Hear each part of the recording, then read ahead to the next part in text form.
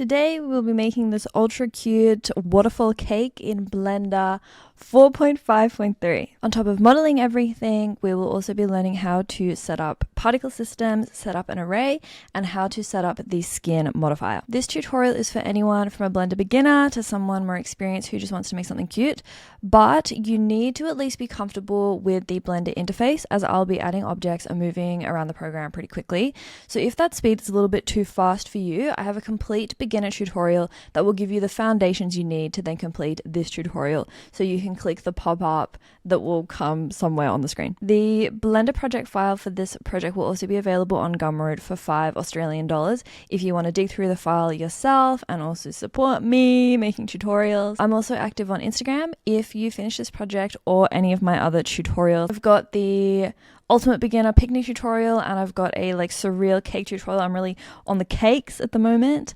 If you complete either of those, feel free to upload it to Instagram and tag me, and I'll reshare it and add it into my Instagram highlights. Feel free to ask any questions you might have in the comments or reach out directly to me on Instagram because I'm chronically online and I also like to chat. I'm always, I'll reply to almost every single comment or almost every single message unless you say something a bit weird.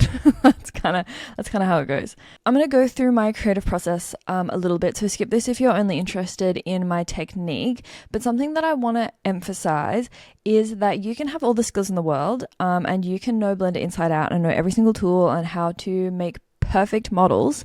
But if you don't have any creative process, you won't be able to make anything that you like. So this is something that a lot of tutorials kind of skim over. How did they come up with the idea in the first place to make something cute or fun? You know, it depends what you want to make. But just really quickly, we're going to run over my creative process here. So I've got a few things. So this is a Miro board. They also have it's like an online whiteboard, but Figma is also a similar tool that does pretty much the same thing. Well, I mean, Figma Jamboards is literally the same thing as this, and that's a free alternative if you don't have Miro, but you know, I love Miro.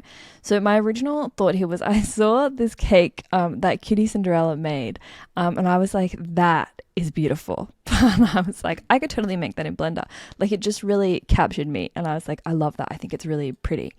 And then I started thinking, in Australia, there's the Women's Weekly catalogue, and they have these classic cakes that people will always make for their kids. It's kind of like part of childhood, I guess.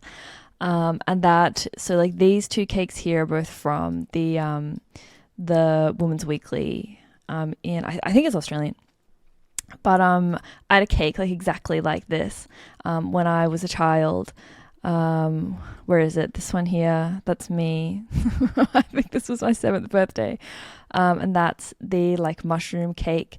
That I feel just brings some kind of joy. And I was a real fairy child. As you can see here, this is my 5th my 5th birthday party. Just kind of the vibes of these cakes and the magic of it. I feel I started thinking I want to make something that baby me, 5 to 7-year-old me, would have been like, this is the greatest thing I've ever seen. And kind of incorporate some of those themes, like the jelly kind of water in the cake. I feel it's something so classic. Just kind of that, the fairy vibes and kind of that childhood sort of joy when you get a birthday cake that's just magical. So I wanted to also incorporate the mushroom from that. So then I also started to go to Pinterest and I'm like, okay, now I need to get the shapes of what I want to make. So these are from Pinterest. These are from my life. And then these are also from Pinterest, I think, and the Women's Weekly magazine. What did I like? I really liked how they did the grass in this duck one. I feel this is so cute, and also just the colors are really nice. So I really liked this grass texture and I was like, okay, I want to make something similar to that. And then a lot of these are just for the colors. I was interested about how this doesn't look that tasty. I feel eating jelly in a cake, I don't know if it's actually that yummy. But these were kind of like the final references that I've used for what we're actually going to do. So this grass here, this like swirly bit here from the piping.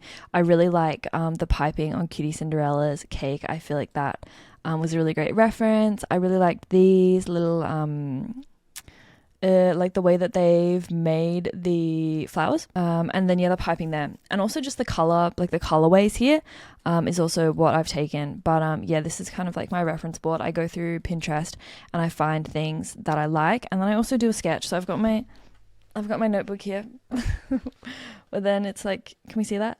There's my sketch that I've done, and then I also like started to write out some things, but that's the sketch that I made before I started. And then I make like a reference project as well. So I feel like that's something that I said in my last show as well, that I don't want people to come to this tutorial and think that I'm like able to make this without thinking about it. Like, I've thought this through, and I have, let me bring it up. Like, I've already made this project, so I'm going to start like from complete scratch here, but I've already made this project to make sure that I know what I'm actually aiming for. Alrighty, so we are now in Blender 4.5.3, which is currently the latest version of Blender. So, let's just get straight into it. So we're going to grab all of these guys and we're going to delete them. So sorry to the default cube, but it has to be done. And now we're going to add in some, cylinders. Okay, so we're going Shift A, and I'm going to add in a cylinder here, and we're going to scale it up. So I already kind of know like how big I want these to be, but it's like a slightly, like we can change these later. So we're going to be a little bit rough about it. I'm just like duplicating that guy and moving him up. And it kind of needs to go like back. Like, this is where you can kind of start to decide what you want to do.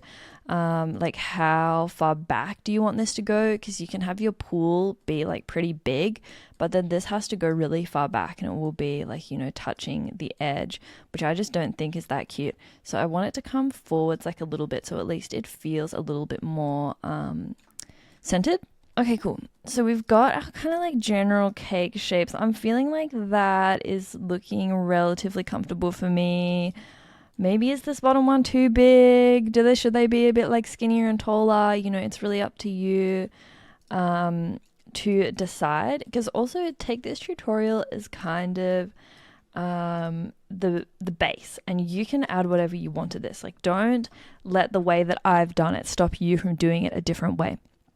Yours can look totally different at the end, and I encourage you to add your own creative flair to the projects that I'm making here. You don't have to do it exactly as I'm doing it. We're going to go through a couple different colorways at the end, which I feel like is fun, so that you can also pick the colors that you think are going to look the nicest.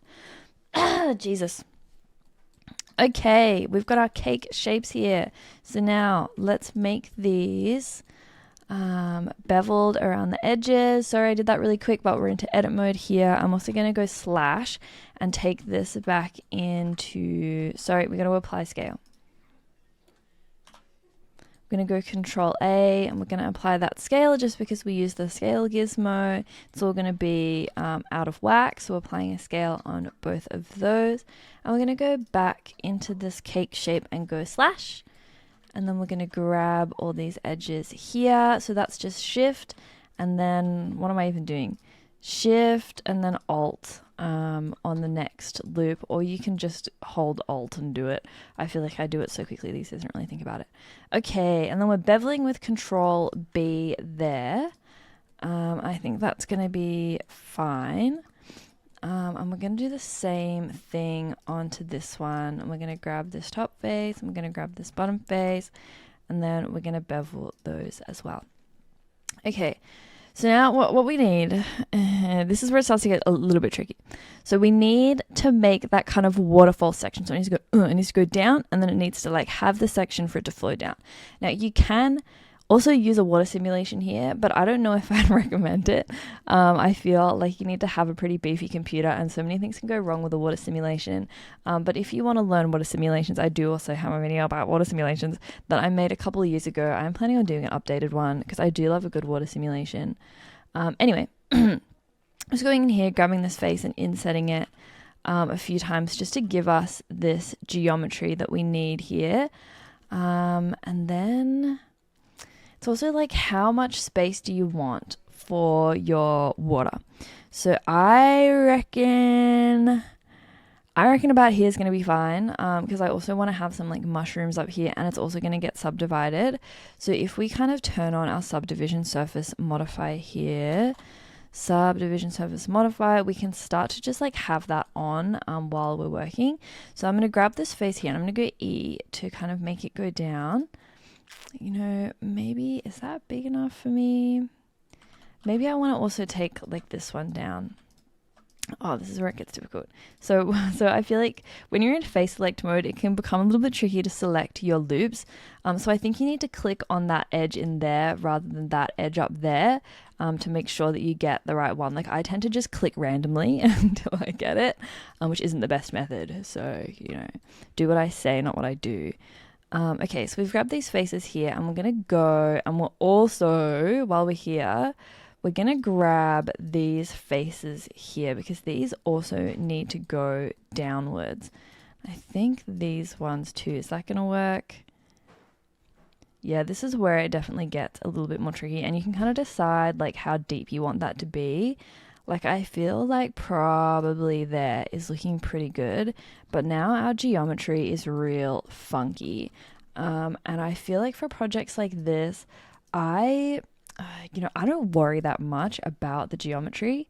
I don't think that it has to be perfect because we are just learning here. You know, I feel like as long as the geometry isn't too funky at the end of the day, I think that that's fine. So what I'm actually going to do is I'm going to do a bit of a sneaky thing here. I'm going to move these really close to each other because then we can clean it up. Okay, so I reckon that that's looking pretty good to me. I'm going to go A, and you can see how close these are. This is a sneaky move.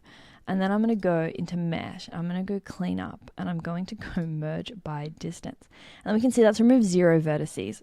So if we turn it up, we can see now that that's removed 4 vertices.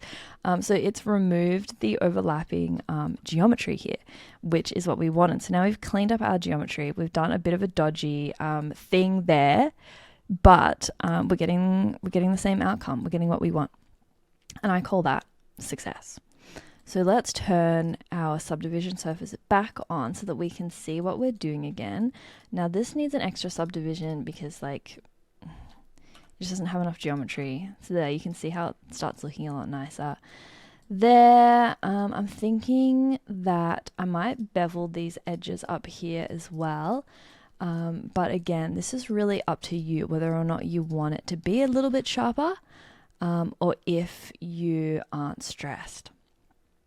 So I'm going to bevel those there just to kind of like, yeah, make that a little bit more like bang, you know, we're going down. Like I guess you can sort of imagine if it was a cake that you could cut that out as well. And if we just right click and go shade smooth, we can kind of like see how that's looking. We might turn this up to 2 here. And I feel like that geometry is looking pretty good if you ask me. So we want to do a similar thing to this one down here, so that we also have this area where the water can flow into. So let's add in a subdivision surface as well, and we'll turn that up to 2 already, and then we need to start trying to figure out how we're going to make this work.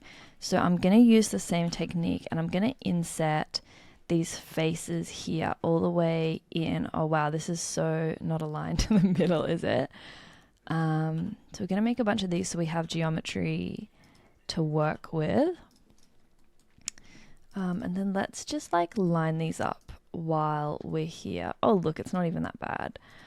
We'll just go like here, but that's not in the middle, is it? So let's just like rotate that so that I'm just looking to line up this a little bit with that x-axis. I feel like that's fine. Okay, let's start to move these around. Oh, maybe this, why is that so not aligned to the middle? What's going on? Oh no, maybe it's fine. I feel like it's just the way that I'm looking at it and makes it look like it's not aligned. 1, 2, 3, 4 there. Is this the same? 1, 2, look, should be right. I think that's fine. Let's go I in there. Okay, beautiful. Probably should stay in edit mode. So then that's falling down there. And yeah, that's like, is that gonna align? So that's aligned to that x-axis. So I think we actually need to just shuffle this guy a little bit more. Yep, that looks about right to me. So then we can grab, yeah, this one's a little bit, you know, you can make whatever shape you want here. I think I'll probably come back to it, but I'm just gonna like pick some of these like a little bit like this. We've got that subdivision surface on, and then it's kind of like, you know, do you want it to be like this? Or do you want it to be more sharp with the E? It's really up to you. So I think I'm going to go with the E. So I'm extruding down. Let's go shade smooth there. But you know, it's a little bit too harsh now.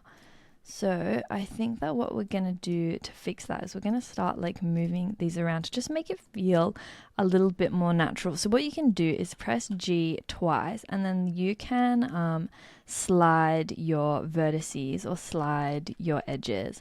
So I'm also just turning on auto merge vertices. So if I merge this, if these line up, then that will merge. It's not going to do that thing where it creates extra geometry.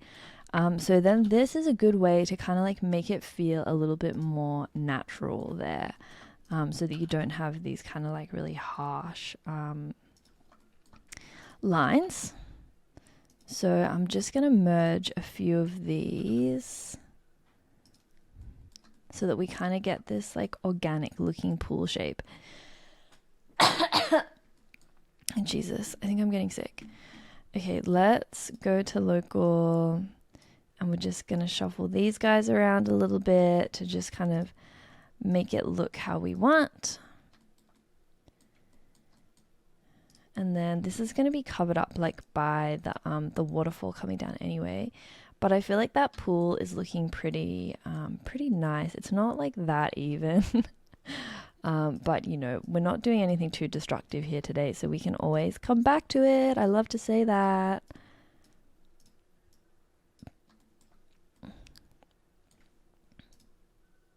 Yeah, okay, that's looking pretty good to me. Okie dokie. So now what we are going to do here is, this one feels like it has a lot more geometry than this one. Yeah, doesn't really matter. Okay, so we're going to go back up to our top one, and now we're going to like make that waterfall shape. So what I'm going to do is we're going to turn this guy off again so that we have easier access to all of our geometry. And I'm going to do my shift and my alt, and just shift clicking on that one to add it. Shift and alt, oops, shift and alt. So now we have that whole thing selected here. And let's also grab these because that's also going to be like part of our waterfall. And I'm going to go shift D. Now we have this one. I'm just right clicking to release it. I'm going to press P, and I'm going to press separate selection. And then I'm going back into object mode. And now if you double click in there, you can select this object that we've now separated out, which is going to become our our water. So we're going to go back into edit mode. I'm going to go A to select everything, and we're going to go E to extrude it up. Now let's add in a sub. Oh, is that already? No, okay. Turn this back on so we can see what we're working with here. So that's got the basis of our water.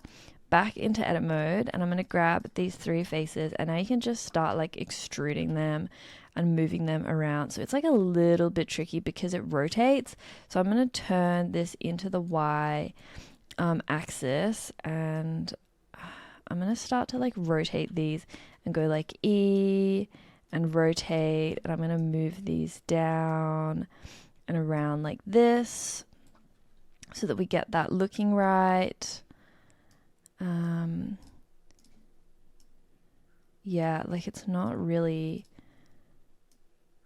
it's like a little bit funky. But I think that's going like straight down now, which is what we want. And we'll bring that down to there. And then, yeah, it's kind of looking like a bit like a weird tongue, which makes me slightly uncomfortable. But, you know, once it becomes blue, it kind of loses that aura, thankfully. And I'm just rotating these loops a little bit, just so that it feels a little bit more even as it's going down. Might even just like pull this one out a little bit.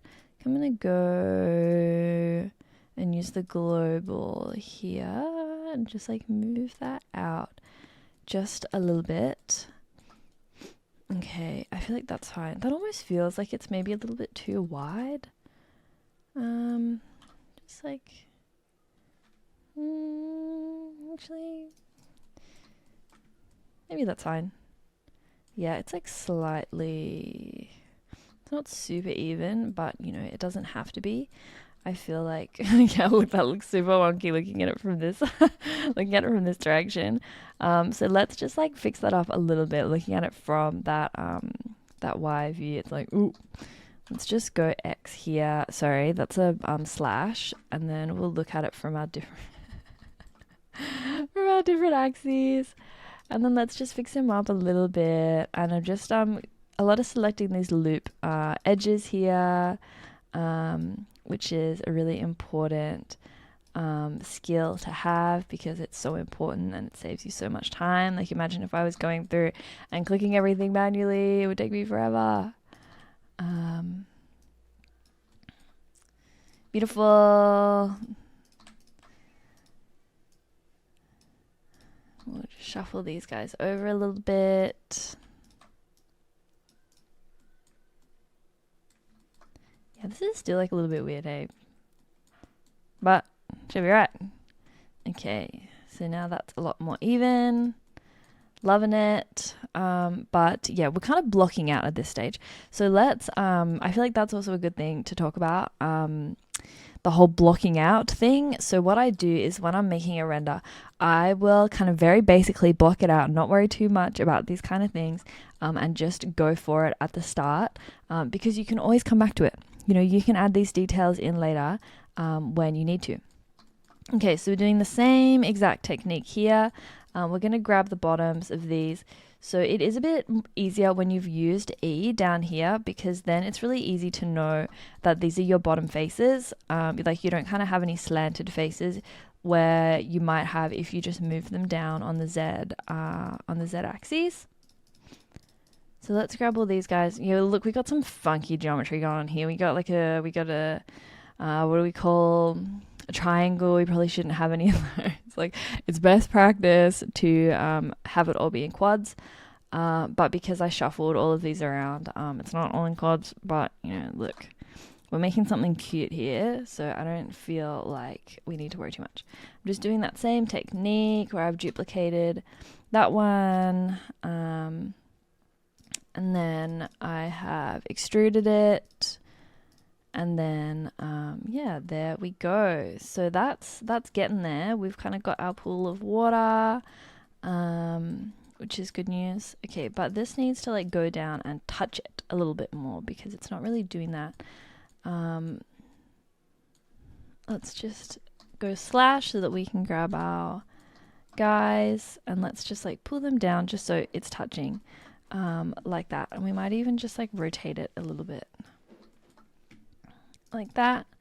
Okay, cool. So now we've kind of got like the basis of our shapes here. This is feeling a little bit too sharp for me, actually. I think I need to dissolve some of these edges. I'm just looking at that and I'm like, yeah, it's just too sharp. So I'm just shift clicking and grabbing these edges here. Because in my original, okay, we're going X and then I'm going dissolve edges, and then that just gets rid of it without it being too crazy. I think I'm also going to grab these and maybe just like go double G and just like shuffle them down a little bit just so that it's slightly less intense. I've got these funny little faces here that I'm not the biggest fan of. Yeah, we've got some funky geometry going on there actually. Who are you? Anyways, let's not worry too much about that. Yeah, I feel like that's probably something that I could improve on, is sometimes I will do things like, this geometry is getting pretty pinched right there because of these extra faces, which is not, it's not ideal. It's not the perfect way to do things. But I definitely, when you're making cute things, you can afford to cut corners, is the way that I approach it. If a client came to me and was like, oh Lana, like I need, this perfect geometry, I wouldn't be doing it this way, but it takes a lot more time to figure out how to do it perfectly. So I guess that's also something that I should be honest about here. But let's see if we can dissolve these, because I don't like how that's pinching. Let's go dissolve faces. No, that's not going to work. Let's just go X here. And let's just do a little bit of troubleshooting. I also need to frame select it. I don't have a numpad at the moment, which is a bit silly. Okay, you know what? Let's just go into our vertex mode here, and let's just get rid of some of these by going G and then G. I think that's fine. We've got to try, but let's do the same thing here. G and then G. So then we still have this kind of weird little triangle here, which is not ideal again. And this kind of like, what do you call them? An n-gon, where it has more than 4 faces. But that's fine for today, But yeah, just so you know, just so you know. So then anyway, that's removed that pinch in there. I think that's a lot nicer. Is my geometry perfect? No, it is not. Which, yeah, I don't want to pretend like, doing everything perfectly. I feel like I like to talk about this sometimes. There's this pressure to,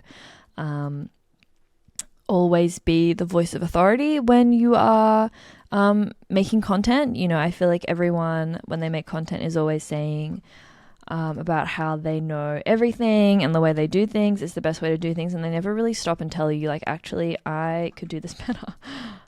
But you won't get that from me.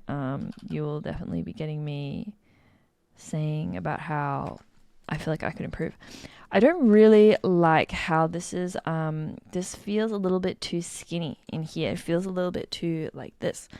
So I'm thinking about how I could improve that. If I can maybe take this into one of these options. Yeah, maybe it just needs like a G thing happening here.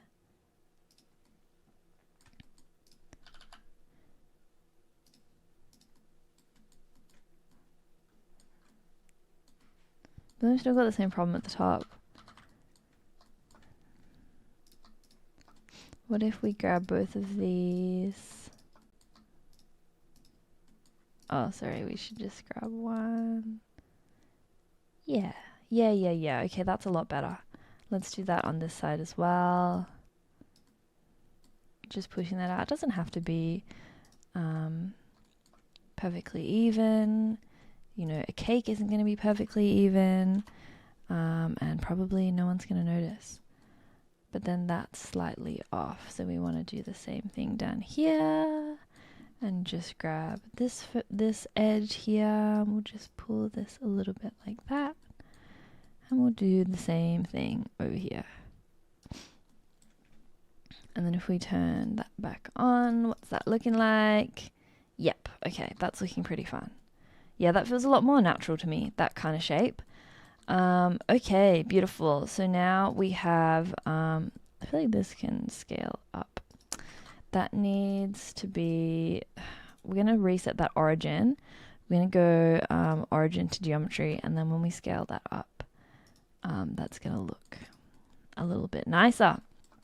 Okay, cool. And then, yeah, we'll come back to that. I don't know if maybe it feels a little bit too uneven. I'm not sure at the moment, but we can come back and check it. At this point, let's also just save. We have an unsaved file, and if our Blender crashes, we will cry our salty tears. Okay, beautiful. Now that that is saved, let's make the grass. So yeah, this is a little bit more complicated. This is where we're going to start using our particle systems.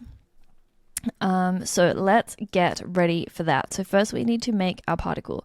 So I'm just going shift and right click, and that's moving our 3D cursor to here. So all our objects will spawn from our 3D cursor. So then what I'm going to do is I'm going to make a circle, and we're just going to make like a tuft of grass here, like because then we're going to spread that as a particle everywhere. So let's go into edit mode, A, E, and I'm just hitting Z to lock it into that Z axis there. And then, you know, we can like make this a little bit smaller. And then we'll go M and merge its center. So we kind of have this grassy looking shape. Let's add a subdivision surface to this and go slash. And then fix up what's going on down here. Let's select these edges and go F to fill it in. And then I and I again, just to kind of fill in that geometry a little bit. Just going Control R to add in a loop cut there. And then we're just going to start kind of moving things around to make like a nice looking grass sort of tuft here.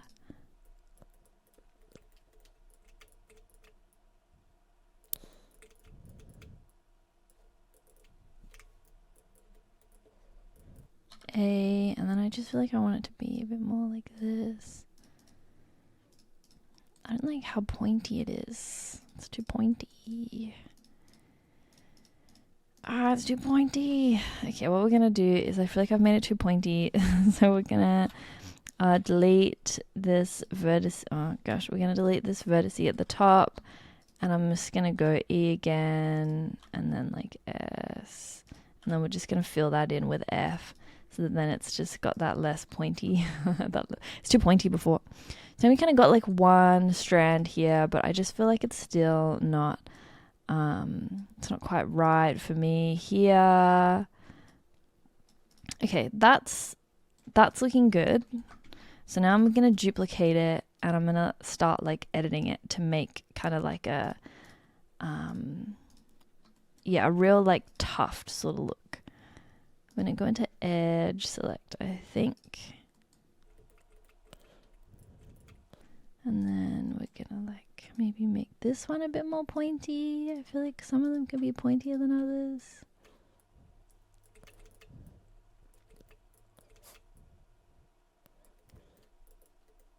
And then, you know, they should probably also be different scales.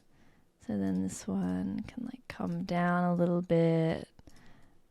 Like this. Oh, they're all a bit like chunky. I feel like they all need to be like skinnier. And then this here is where I would start to look at my reference image here of like what do their grass strands look like. So they're actually not very circular. They're pretty all over the place, and they're a bit I don't know what the word is, like flat, I guess. So you can make yours more flat, but I think I want mine to keep that rounded look. But they were really like going all over the place. So I'm going to turn on proportional editing up here, and I'm going to turn on X-ray mode as well, just so this is a bit easier to select. And then that's way too big. My proportional editing is huge, so I'm just using my scroll wheel because I know that it was way out here. I'm using it to make this a bit smaller. And then, you know, you can kind of start to be a little bit more hectic with these, and just like, yeah, move it all around. Turn X-ray mode back off. No, I feel like these can be a bit smaller. And then I'm just duplicating. And maybe this one's a bit too boring.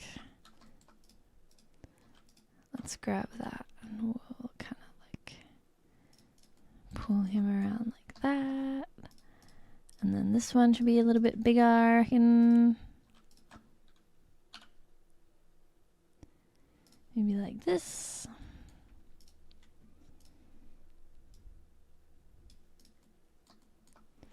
This one just still feels like it's just too chunky. Let's make him like really skinny.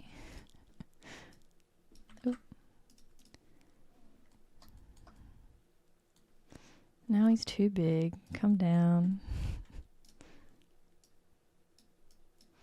Still too big, but that feels a little bit better to me. And then maybe this one. Turn on X-ray mode again. G. So like this maybe. Okay, I feel like that's a nice little tuft of grass that we've got going on here. So let's grab all three of these. I'm going to go Control J to join them all into one object like this. Okay. And now for the particle simulation. And now for the particle simulation, we're going to go into here. Like, there's two methods that you can do this.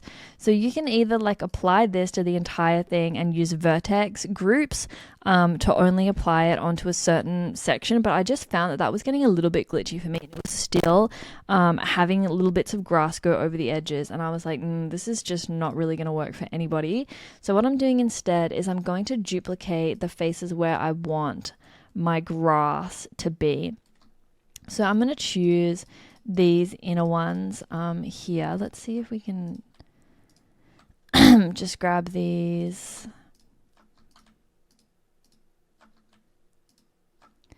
Let's just go slash so that we can and turn this off. So also I've been touching this button quite a lot. This is just viewing your modifier. This is just viewing your modifier like in the viewport. So this is viewing it in, use the modifier during the render. So if this is off then and this is on, then it won't look like this during the render because it's off in the render. But sometimes I like to just turn this on and off in the viewport because then you can just have easier access to these edges here where they get covered up because of the subdivisions and the way that that's working. So I'm just shift clicking here to kind of like remove these faces because I don't want grass to be populated onto any of these bits that I've just deselected. So now that we've got that, I'm going to go Shift D again and I'm going to go P to make that into its own object again. Okay, and then let's turn all of these back on. I feel like sometimes that can be slightly annoying. And then this is going to be the object that we're going to use to emit our little grass tuft. So let's double click it and grab it, and then we're going to go to our particles and we're going to go add, and we're going to change this to hair, which, whoa, it gives you this crazy hair like this. And then we're going to go down to render and we're going to change it to render as an object. And then we're going to pick the object that it's going to do. So then there they are there. Now they always do this. And it's really, it's really annoying. Because yeah, even if we go global coordinates, it just doesn't work. And rather than trying to like troubleshoot it, what I end up doing is I go into edit mode for the whole object and I go A, and then I rotate these until it's working properly. So that's not the problem. So let's rotate it like this. We're going to rotate it negative 90 degrees, and then that means that they're all now emitted in the right place or the right rotation. So yeah, there you go. You know, you can turn off object scale and then they're crazy like this, and you can make this scale. That's not going to work. So, oh, actually, no, we do need this to work. Okay, sorry. We need to apply the scale of this as well. Control object, sorry. Control A. Oh, I did that. So this is where we can see that the scale here is really itsy bitsy, which is not good. So we're going to go Control A and we're going to apply that scale. So now that changes that all back to 1, which should make this work a bit better. If we go back into the particle system, we can turn off object scale and then we can turn this up, and then that is working properly. So now we've got our little grasses in here. And this is where it also becomes up to you. I'm just going to name this grass particle here. And then we're just going to turn that off so that then we can start editing this. I don't don't want that emitter to show through. We might need to also just shuffle these upwards a little bit, just because it's going through our emitter. Or I think that's actually fine because it's touching. Nah. Okay, that's fine. We'll turn this guy off, and then now we're just going to start to edit these. So I like to have the scale of randomness be like all the way up, because I think that it looks nicer. But then, yeah, this starts to become up to you as well. You know, how do you want it to look and how many do you want to have?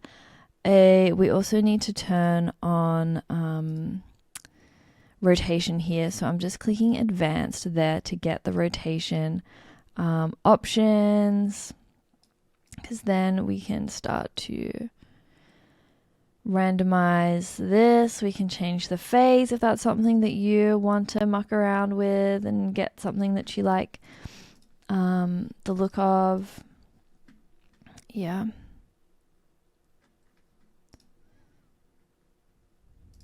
And we also want to turn off that emitter there. You might have seen I just clicked in here in viewport display, and we've got show emitter is off, so that works like that. Oh, look at that. That is, yeah, so that's just going to go up a little bit. We've got some random flyers over here, which is a little bit annoying. Yeah, this is always a bit, particle systems can be tricky because I feel like there's always weird little things going on that you just have to muck around with it and find what is going to work best. I don't know. Hair length, you know, you can also muck around with that. I feel like maybe the change in scale is too much, actually. I feel like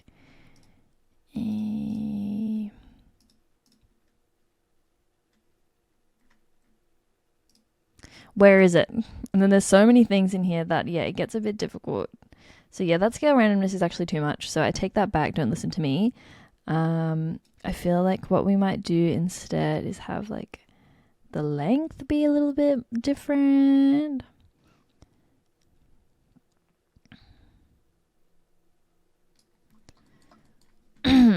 Okay, so kind of like that, but obviously we don't have enough. So I'm just going to like pull this up really big. And then, yeah, look at that. We have a lot of these, but they're kind of like coming off the edge a little bit too much. So how do we fix that? I think we're just going to scale it up a little bit. Because we can also cover these with whatever we want. Like on these edges here, these need to come down.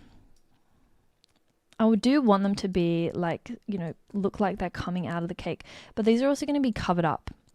But what I might do is go into and just edit our emitter. Actually, that's probably a better way to do it, hey, instead of just so I'm just like moving these so that they are a little bit better aligned. Yeah, so I feel like that's looking pretty nice. Yeah, okay, so then from there you can also edit your grass as much as you want. I feel like that's probably a few too many. Like, let's see where is a good amount for us, where it's feeling pretty full but it's also not too crazy. Maybe like 2000 there, but it's like we're not really going to be looking at our cake from that angle. That's also something that you can think about, is like, what angle are we going to be looking at our cake from? It's really going to be like here. So we're not going to be looking at it like this. So it doesn't really matter if there's a few little gaps. So I reckon that particle system is looking fine for me. But you can also go in and do whatever you want to do to that. You can make your grass look different. You can add in different types of grass. You can do multiple particle systems and add in flowers. I feel like that's something that if you know, we had a bit more time, I would do, and maybe I do that in like my final project for this. Okay, anyway, so we're going to do the same thing here. I reckon what we're going to do to make this a bit faster in our selection is we're just going to go up here. I'm just going to grab all of this, turn this off again. And then let's just use Shift to deselect these guys. Oh dear, those triangles. There's also ways if you're really, I don't know, upset about the triangles to go back and turn them into quads. So don't worry too much about that, but also you can Google that. I reckon let's take off these ones from that. And probably also this middle section.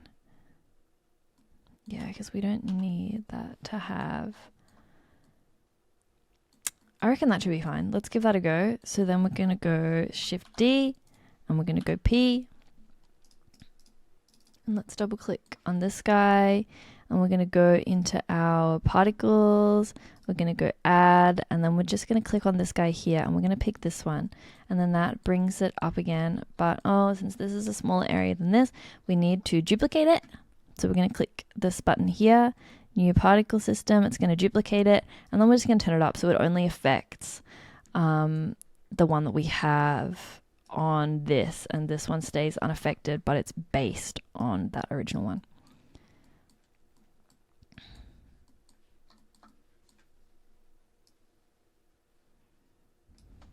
Probably about there's looking good.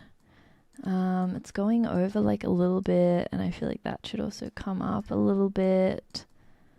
We also need to turn off show emitter in our render, and also turn off show emitter in our viewport display so that we don't get that weird dude coming up.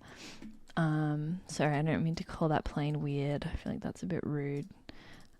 Let's just go and shuffle these a bit so they're just like a little bit further out. So we don't get any little guys appearing. G.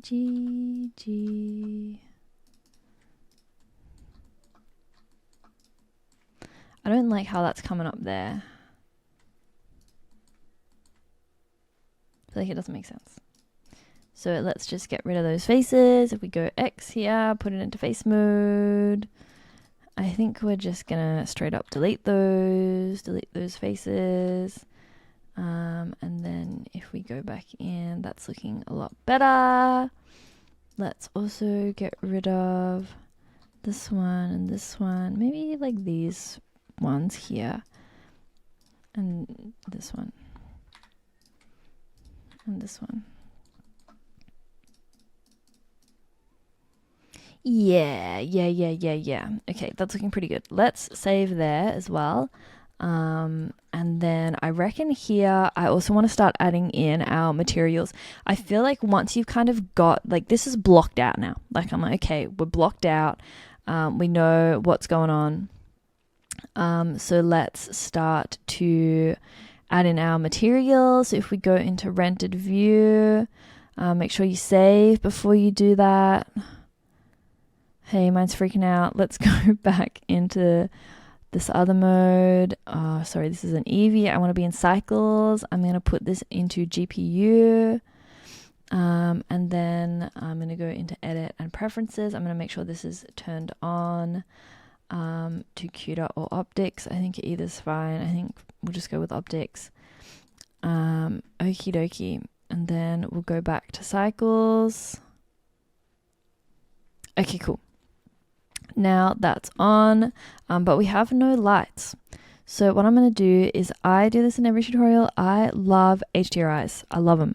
So we're going to go into our world tab here, and we're going to go into color and click this button.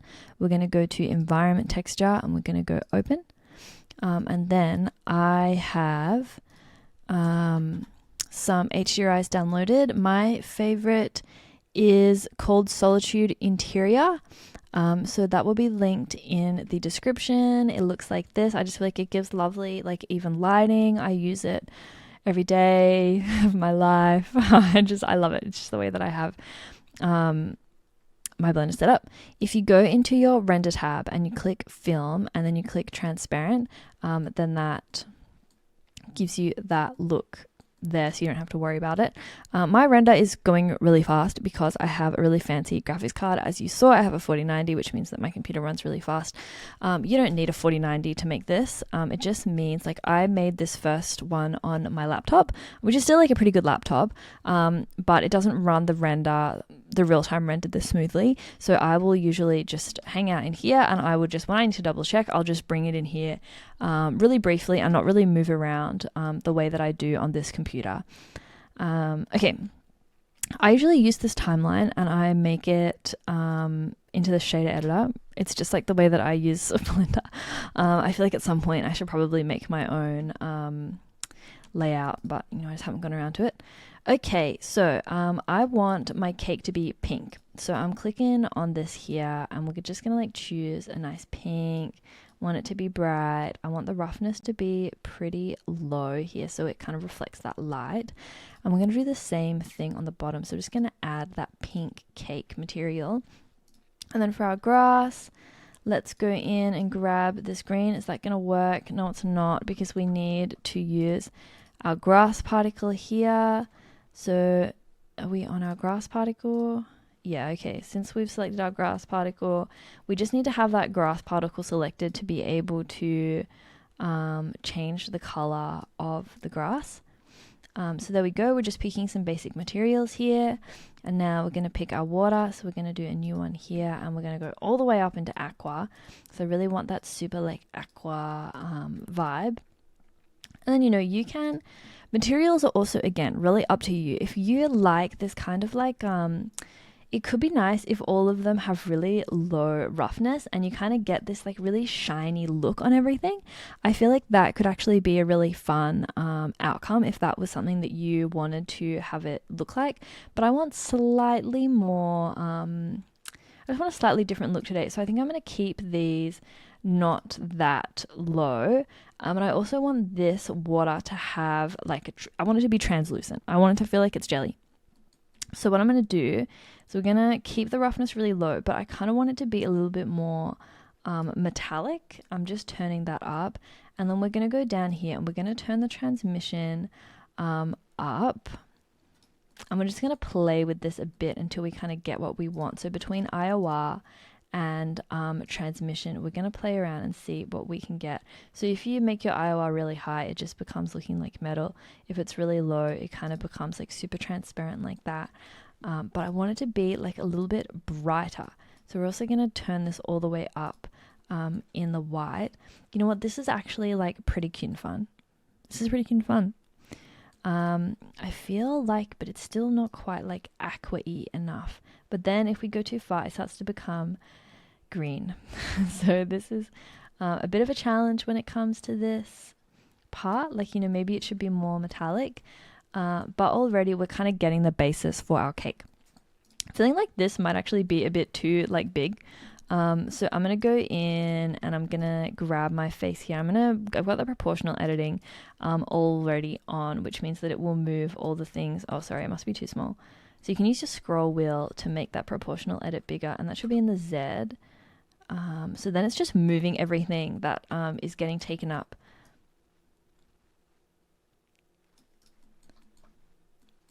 Yeah, that feels a little bit more realistic there. The next thing we're going to do is add the piping. Now, I've actually just had a problem with my computer. I actually need to get my graphics card. I need to send it back to the manufacturer because it is randomly crashing my entire computer. And just after I finished the last recording, it crashed. So I'm really hoping that that doesn't happen again. But anyway, to try and mitigate the problem, I'm not going to use rendered mode very much. So yeah, I guess in some way that's good because it probably mimics a bit closer to what people who aren't designers have in their computers. So let's let me just make sure that that's on those. That's going to be on CUDA. Okay, so next we're going to make the piping. So what we're going to do for that is we're going to use a mix of arrays and like stars that we've edited. So yeah, you can kind of imagine the shape of like what a piping thingy looks like. But we don't have the options in here to actually get this star.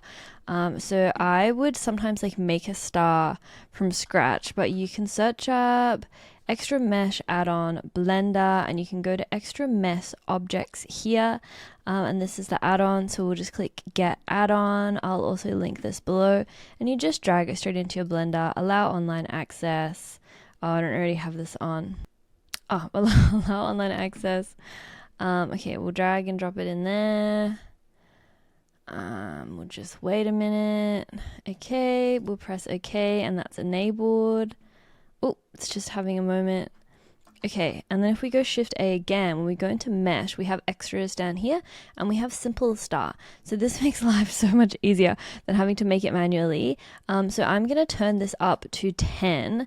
And yeah, you can imagine like that when you're like piping out a cake, like this is kind of, or piping out the icing for a cake, that you get this kind of star shape, which is what exactly what we want. So let's scale this down a bit. And then let's just put the subdivision surface modifier on that straight away. Subdivision surface modifier. Turn that up to 2. That's beautiful. And then this is like a little bit annoying because you can't like grab it. You can't use Alt to grab the entire loops. You have to like select it. Let's just also go slash so that we can be a little bit clear about what we're doing. Turn off that proportional editor, and you can see kind of what we're going for here. So we want like that piped shape. So that kind of goes out like this, and then it goes in a little smidgy, and we're gonna add. My key thingy isn't on. I'm using Control R here to just add in a loop cut there. Yeah, this is like a little bit annoying. We're going to turn on X-ray mode so that we can grab that top really fast. And then we're going to scale this in a little bit. And maybe this can go... You can use Alt for these ones, which is nice. And then maybe we'll turn X-ray mode on again. And we'll just grab these. Maybe let's like move it down a little bit like this. And maybe this can be a bit bigger. So it's going to get really small when it comes out of the piping thingy. But let's go with about there. I reckon that's pretty good. We'll right click on that and go shade smooth. And I feel like that's quite a nice like piped shape. So we'll go slash to bring us back out of the isolated mode. Okay, now we're going to make an array, which is where things can get like a little bit difficult. So we want it to go like around these edges. So what I'm going to do is I'm going to click on our cake section and I'm going to go Shift S. And this brings up the, gosh, I don't know what you call this, the selection menu. And we're going to go cursor to selected, which will put my 3D cursor where the origin of the object I've clicked on is. So if I click on that, it's putting it right on that origin of this object, which is perfect, because then we're going to go Shift A and we're going to make a curve and we're going to make a circle. So then that will spawn the circle exactly on top of where our cake is. So if I scale that in, you can see that that's like perfectly, or almost perfectly on top. I mean, this mesh is a little bit funky on that edge, but I'm going to put it about there so it's lined up. And then we're going to Control A and we're going to apply that scale. And then we're going to get our dollop, I guess we'll call it. And we're going to go array and we're going to put that underneath our subdivision surface. And then we're going to turn it up. So we got quite a few, but this is also in the wrong direction. So we're going into edit, A, select it all, and then we're going to rotate it so that they're like this, because that's what it will look like when it's piped. And then we're going to like change that offset just a little bit so they're kind of like squished into each other. And here you can also edit it as much as you want. Like if you want these dots to be a lot longer, then you can do that here and edit that and see what that looks like in the array. Anyway, so now we have this really long line. Now we're going to go curve in our stack of modifiers. And that needs to be, so it needs to go in this order. It needs to go subdivision, array, and then curve. Don't move these. They need to be in this exact order or it won't work. And then we're going to go and we're going to select the curve object there. Now that's not working, this confuses me all the time. but we need these origins to line up. So we need to grab our array here and go Shift S again while we have that array selected, and then we're going to go selection to cursor, and then that is working there. If we go Control A, oh, what's not working? Okay, beautiful. If we scale that down, things like that always happen where I feel like I always have to spend quite a bit of time trying to work out what's going on with my array when I'm using the curve, because it just gets really confusing. But make sure that your origin points of your curve and of your array object are both aligned, or else it can go super skew with. But anyway, now if we just press S and we scale down while we're on our array, we get that working. And then you can see that those touch there. I've just used S, and that's all to get those in the right position. So that should be about there. And then if we, now we can just move that up, and that looks beautiful. I feel like, let's scale this curve down just a little smidgy. This is dangerous territory. Let's scale that down just so that it's like covering that edge of the grass a little bit more. And then we'll change the scale of this as well so that then that's lining up again. Now, once we're happy with this, I'm going to apply curve first and then the array. So if we like do that now, I'd go, sorry, wrong way. You apply the array first and then you apply the curve, and then we can see how this is overlapping. We go into edit mode and we're going to use L to select out these linked vertices. So we go L on this one and then Shift, Jesus, I need to stop blaspheming. We'll go L here and then L, and then we would just delete out those faces. And then bada bing, bada boom, we've got them. I don't really like how the butt here is kind of like sticking out, but you can kind of like edit that as you go. But for the minute, we're actually just going to leave it as it is in case we want to edit this. I'm not going to apply all these because once you've applied it, you can't go back. And I want to duplicate this array now that we have it set up. I want to duplicate it and use it in a few different ways. So we're going to just Shift D here, and then I want one here, like at the bottom. And I feel like if we make things bigger here, it might also just like save us time later. So let's kind of go maybe like here. And then you can also turn down the amount of arrays that, like the count of your arrays here. So let's just like have that at about there, and then we'll just scale it slightly. Perfect. I think that's a pretty good size actually. But then I kind of like having these like stacked, where you have like a little one and you have a big one. But then I think these need to be actually a lot smaller if we're going to do it like that. So I'm just clicking on that array and scaling it there. And then that's going to need some more in there. And then that's scales going to be about there.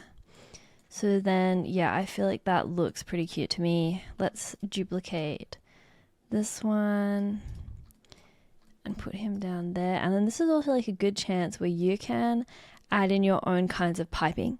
So you can play around with that star and do different kinds of like piping and see what that turns out for you. I feel like the more piping you do, kind of the more interesting an outcome you're going to have. That one needs to, it's kind of like clipping into there a little bit. I reckon we will actually just apply this one. So we need array first when we're applying, and then the curve, and then let's just scale that up a little bit because we've already got these ones up here that aren't applied. So let's just apply those ones, and then that kind of needs to like go down a little bit to kind of cover up.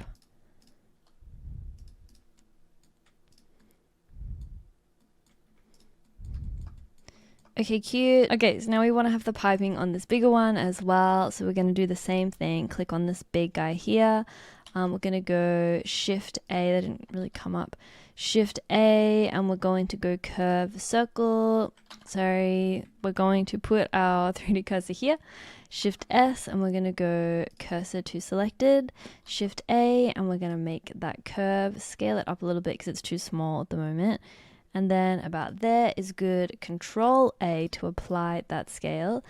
And then now we need one of these. So let's grab one of the ones that we did up here that is unapplied. And we're going to get rid of, we'll leave that array there, I think.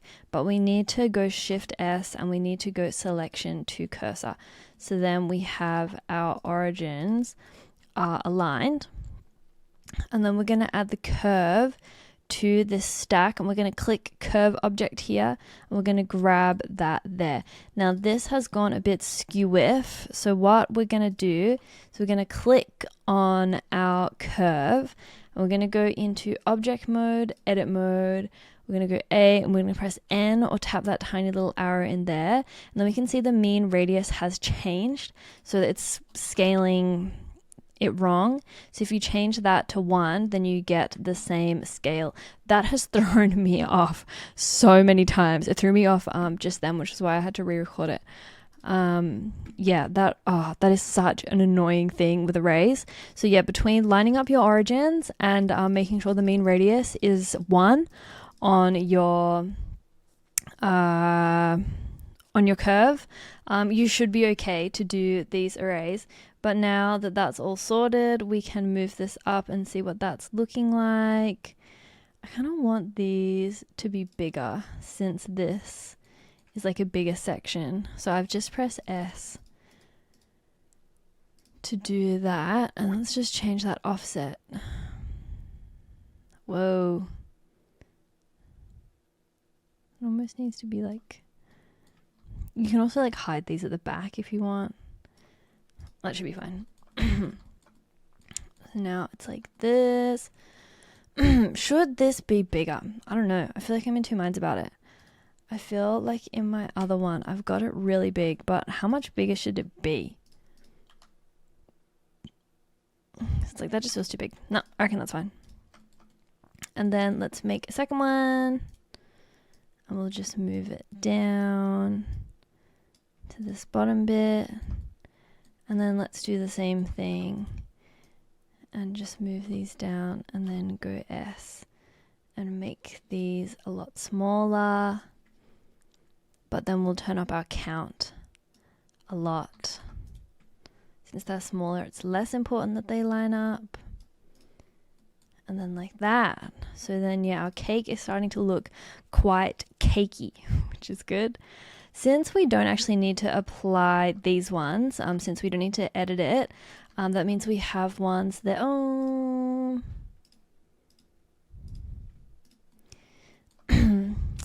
I reckon we apply these now. So we're going to go apply array on this one and then apply the curve. And then edit mode, and we'll go LLL. I think we need to get rid of this one too. We'll delete those faces. And we'll do the same thing for this one. Apply the array first and then the curve, even though it's in a different order. And then let's just go see through there so we can see what we're looking at. And we'll just select these ones here. And then back into object mode. Okay. Beautiful. I feel like those ones will do the same one since they're already applied.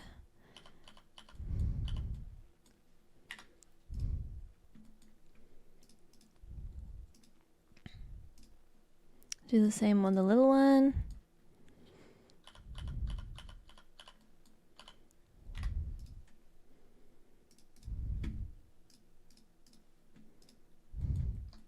Cute. Yes, I feel like it's looking so cute. I'm gonna save that, and I'm gonna really quickly turn on my rendered mode so that we can have a look. And I feel like we should also start setting up our camera. So I'm just gonna go Shift A, and we're going to go camera here. I like to have my render settings at 1080 by 1080. And then we're going to click on this little camera button. I'm going to press N just to get that thingy away. Actually, no, I want it back. We're going to go down to view, and then we're going to lock camera to view. So then now our camera is locked to our view. So we can kind of start to figure out where do we want this main camera to be. I feel like, I think about here is probably going to be good. We're also going to add our plate in a minute. So that's locked there now, and I've turned that off. Let's turn that back on, save, and let's turn on rendered view. Let me keep my GPU thingy. Oh. Okay. Yep, that's looking pretty cute. But I think the grass, I think this needs to go up a bit. Like, you know, we're just having problems with that grass. So we need to solve that somehow, where it needs to reach the edges. You know, maybe we can even, like, what happens if we just scale it up a little bit? We're going to be in trouble for that. Nah, that looks fine. Beautiful. I feel like this is looking pretty fun at the moment. I want this not to be so white though. I think we're going to go with like just a slightly off white for our cream, or I think it just looks too white. So let's add this and just call it cream, and then we can just apply it. Oops. Apply it to these other ones as well.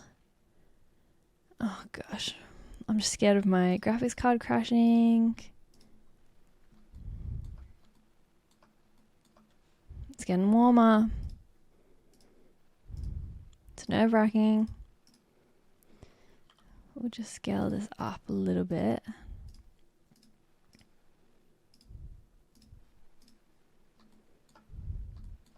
Yes, this is looking really cute so far. I feel like I'm feeling good about it. What we're going to do first is we're going to learn how to use the skin modifier. So I think the skin modifier is a really great one to know how to use, and I use it pretty regularly, I'd say.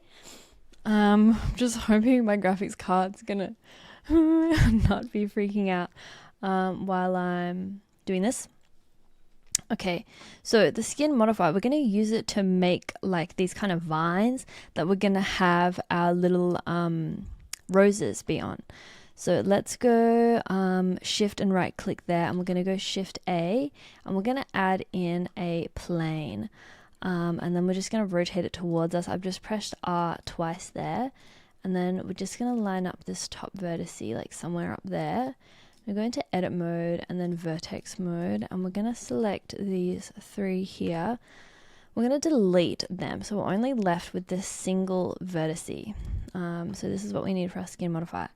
Then we're going to turn on our snapping up here, and we're going to put it on, and we're going to go face, and then we're going to go face project, and we're going to go align rotation to target. So this means that now when we are like moving this, like where that was just extruding, it's staying on these faces. It's not like, you know, even if I go, will that let me do it? Oh yeah, it will.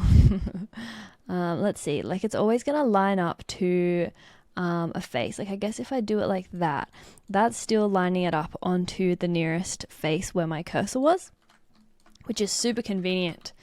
Yeah, it's a great, that's a really, if there's anything you take away from the tutorial, I feel like using snapping and face projecting is really useful. So now on that vertice, we're going to add a modifier, and we're going to add the skin modifier. Now it's added like this block here, but now if we go E, we can see that it's like making branches, I guess. So if we go, so we've got that vertex selected there. If you go Control A, it gets a lot smaller. So and then I'm just like, it lets you scale it up and down. I think you can also see that happening in here. Is this in the radius? Yeah, okay. You can see radius X and Y is increasing in this transform here. And that's moving it around. So probably around about like here is good. And then we can just start extruding. And then that's going to make these different shapes. So this is like our vines or like the rose bush. So I'm just kind of going crazy here. And then I can select different vertices and pull them out like this. And you can also like scale the different ones. So these ones down here, if I go Control A, you know, they probably get a bit smaller towards the end. So that's something that you can also keep in mind as you're going. But yeah, I just really like to go crazy with this. I feel like you want your cake to be pretty detailed. So yeah, I feel like I like to use one skin modifier to like make a few of these. But you don't want like too many bits coming off of one section, or it will just start to look a bit weird. Probably alright. It might already even be like too many on one, but you can kind of figure that out as you're going and be like, oh, it's too many, like I want to change it, and you know, repeat that and bring in a new vertex. Kind of want like the roses to be getting pretty close to our waterfall section. So yeah, we're decorating our cake now basically, which I feel like this is where, you know, 3D is so fun. Like it's just like, yeah, I can make a cake in 3D and decorate it.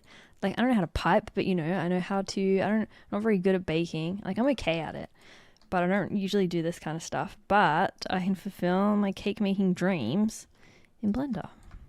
Because why not? And you know, you can start to add in some detailed bits.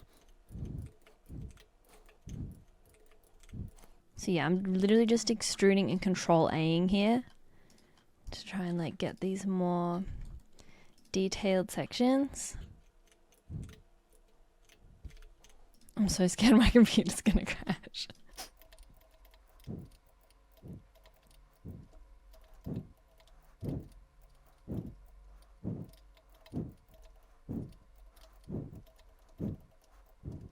Can't really see this side of the cake, so I'm kind of gonna leave that off, I think, for time. You know what, I reckon I can make this work with just one section, and instead of having to do another one, because I feel like I am just like a bit wary of time when it comes to tutorials. Like, you know, something like this could take me a really, really long time if I wanted it to. Like just adding all these details in, if I wanted to really flesh it out, it would take me a long time if I wasn't filming. But because I am filming, it's like, you know, people aren't going to watch a 4-hour tutorial. I also don't want to film a 4-hour tutorial. I feel like that's, yeah, I feel like one of my thoughts at the moment is that I would kind of like to do like a massive tutorial one day, but I think I want it to be paid. Like, I feel like I love making tutorials so much, but I feel like a free audience, I think, is also, I'm worried that people will clock out as they watch it. And then it's like, well, I've just gone to the effort of making all of this, and you know, I don't get much money from YouTube. Like, in fact, I've gotten $0 from YouTube so far. So it's like, I'm just using G there as well to move that. So I feel like one day it'd be nice to do maybe like a really big masterclass, and it's like 14 hours and you make this really cool project by the end. But I feel like I would want, like, you know, I've got to make money as well. Okay, that looks pretty cute. I think I want some like more detailed bits down here. This kind of one, I think I want this to have an extra vertice. So I'm going to right click on it and I'm just going to go subdivide, and then that's added in an extra vertice that we can use G now and like E to continue extruding out from. I'm also just going to save this.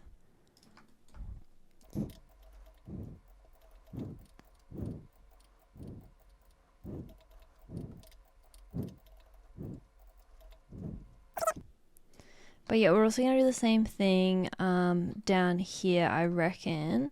But let's just finish up this one first, and then I think I'll just like speed up me doing the second part, because I feel like you've kind of already learned everything you need to learn. Like I'm starting to talk about future tutorials and things like this while I'm doing this, which is probably not the best use of time, although I do love to chat.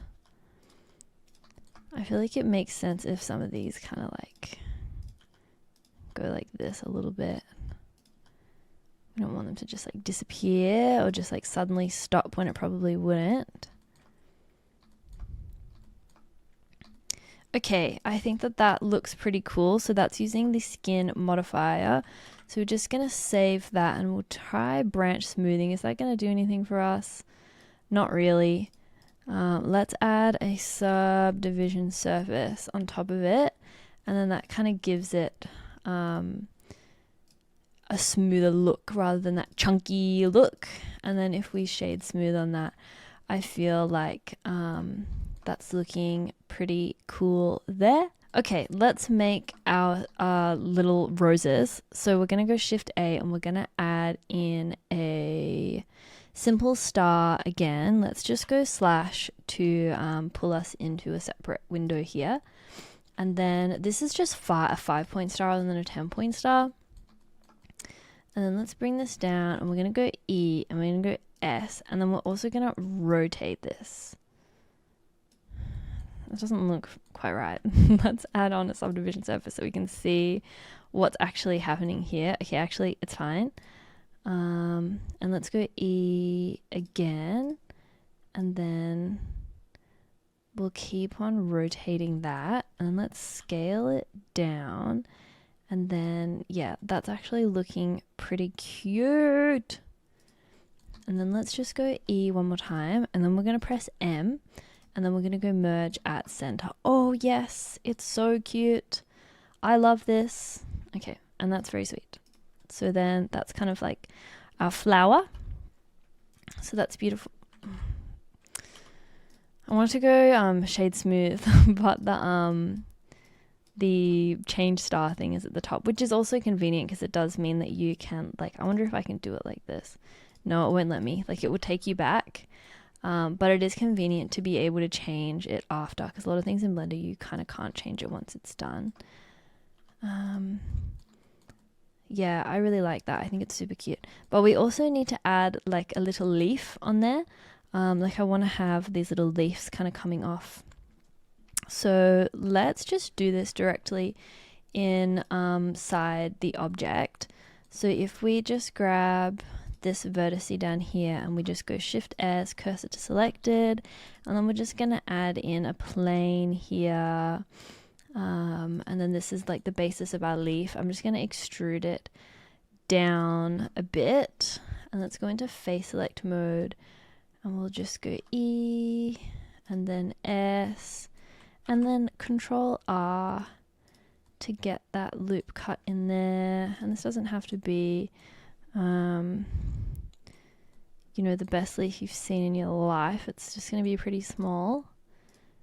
I feel like making this inside this object was probably not the best choice I've ever made as well, but it's too late. We've already done it. And then we're just kind of like moving this down a little bit. And then let's bevel this section here. We'll just kind of go like this. And then down to give it just a slightly more leafy sort of feeling. And then let's pull these up a little bit, just these sides, so that it looks a bit more cute. And then I feel like it probably needs, oh look, it looks pretty cute actually. I think it needs to be a little bit thicker, so I'm going back into face select mode and I'm just gonna pull that down a little bit. It's pretty cute. Let's just make sure these touch. So I'm just going to go L. And we're just going to pop that on top. Yes. Or maybe it should just be like a little bit bigger. And just towards the end there. So then, oh yes, it's so cute. Loving this. So then I feel like let's have two variations. So if we go out of this, So I've just, pressed slash to get out. And then we're going to go back to our locking. So we're going to turn snapping back on again. And now that's snapping it on there. But we need to change that origin point to be at the bottom so that the bottom of it is touching the back wall. So let's just fix that. So we're going into edit mode. And then we're just going to select these two here so that the origin point goes in the middle. Shift S, cursor to selected. And then we're going out, going right click, and we're going set origin to 3D cursor.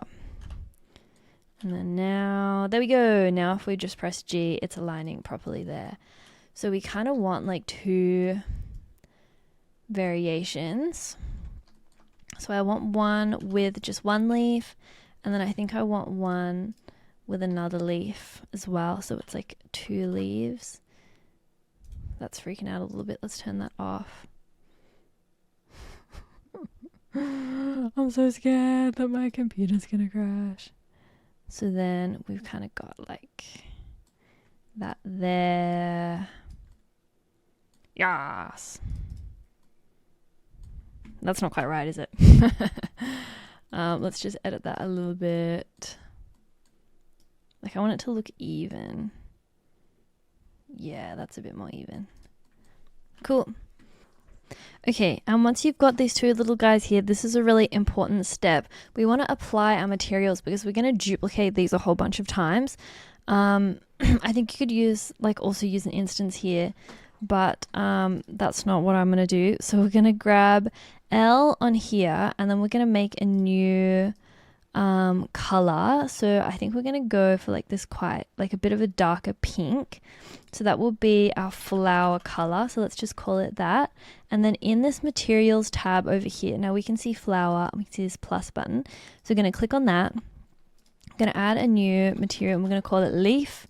And then we're going to make it like a dark green. We'll come back to it and then go L and select your leaf and click on this and click assign. And then that will make that on those two different colors for the same object, and then you can change them. So then we'll do the exact same thing for this one. We'll go L on here and we'll grab our material flower and we'll assign it there, and then we'll add another one and we'll go here and we'll grab our leaf, and then we need to grab these two with L and we'll go assign. Beautiful. Okay, so now we can apply these, and we know that the material's already added, so we don't have to go back and add a whole stack of materials. Let's just also, while we're here, kind of decide ish what sort of color that should be. I don't like that. Let's also like, oh, like should it be like a brownie color? I feel like that doesn't really go with our color scheme though. So I feel like somewhere around there will be fine. Alrighty, let's start adding in our flowers. So literally all I'm going to do here is make sure that this snapping is still on, and then that's set to face project and align rotation to target, and that our origin point is at the back like we said it before. And then all you need to do is Shift D and then G. Shift D and G, and you can line these up however you think will be cutest. So I'm kind of like populating a lot of them down here, like on the ends, because I think that kind of makes sense. But yeah, we'll use a variation of the 2-leaf versions and the 1-leaf version, and then we'll rotate them all, kind of like, you can do it as you go, and also like changing the scale I think is good so that you have variation, because otherwise it can look a little bit too obvious that we've literally just used the exact same thing and duplicated it a whole bunch of times. So yeah, changing the scale and the rotation as you go, so that then when you duplicate them, they're already like different, I think is a good way to do it. But yeah, I'm going to speed this part up because literally all I'm doing is Shift D, G, and then rotating and scaling as I feel like I need. So let's go.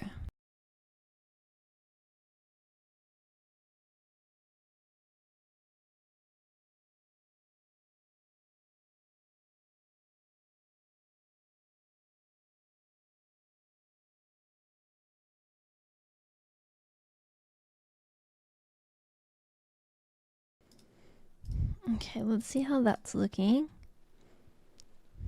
Yeah, that's really cute. I quite like that. I feel like the pink of the cake is slightly, I think it needs to be a bit lighter. And I want that roughness. Ooh. Yeah, I think that's pretty nice.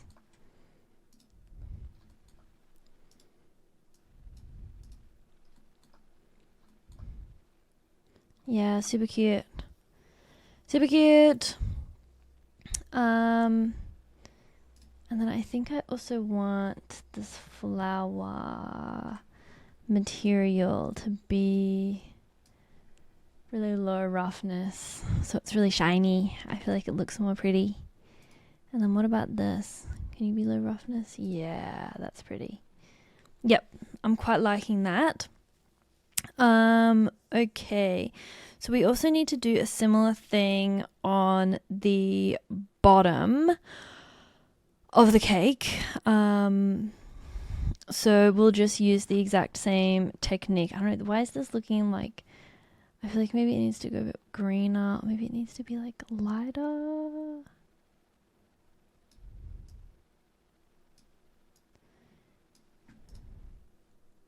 Anyway, we can also come back to this one. It's hard to get the right color on that.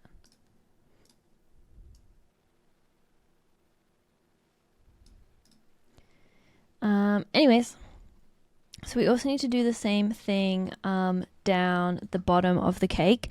So let's do that pretty quick.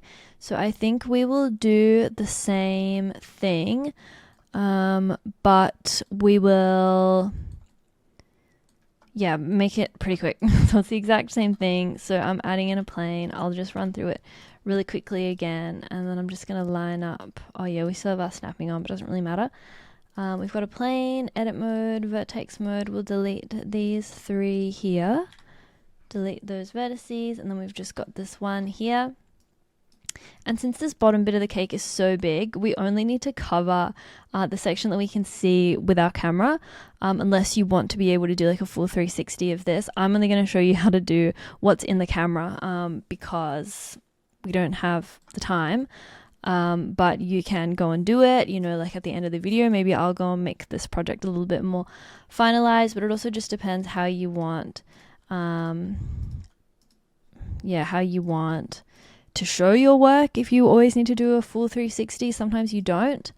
Yeah, let's just go A there and Control A to make all of these a bit smaller. Line it up to a similarish size. We might as well just add that subdivision surface on top now, since we kind of know what it's going to look like. And then yeah, you can just go in and do it. So let's be super speedy and let's just go and do it.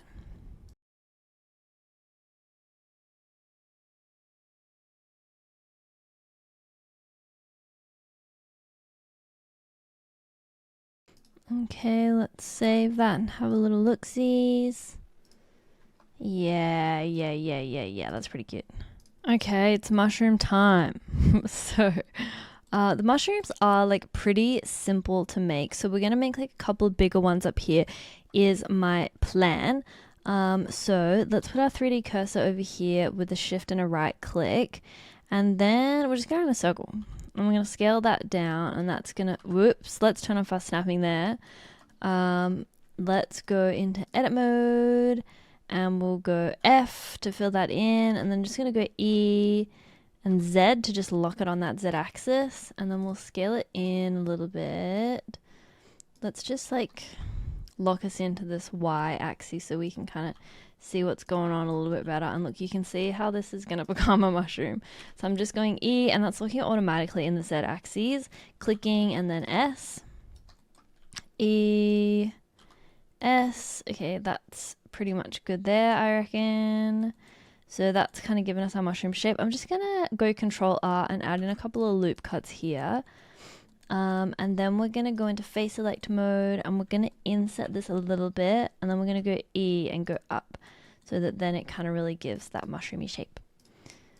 Let's go subdivision surface, and then you can start to make your mushroom look however you like. So you can scale it up. I feel like this is a good time to use the proportional editor. Make sure you scroll it down if you realize that you've had it in the wrong spot or it's too big somewhere else. So yeah, I'm just using my scroll wheel to choose where I want that to be. Oh, this face here needs some insets so that it goes less chaotic. We'll go I. There we go, that should be fine there. I feel like these need some supporting loops on these edges so they don't disappear.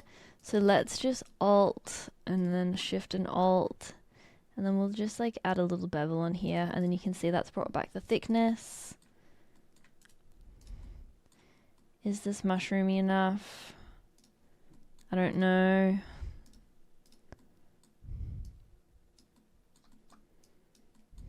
Okay, let's put him down and see what it looks like.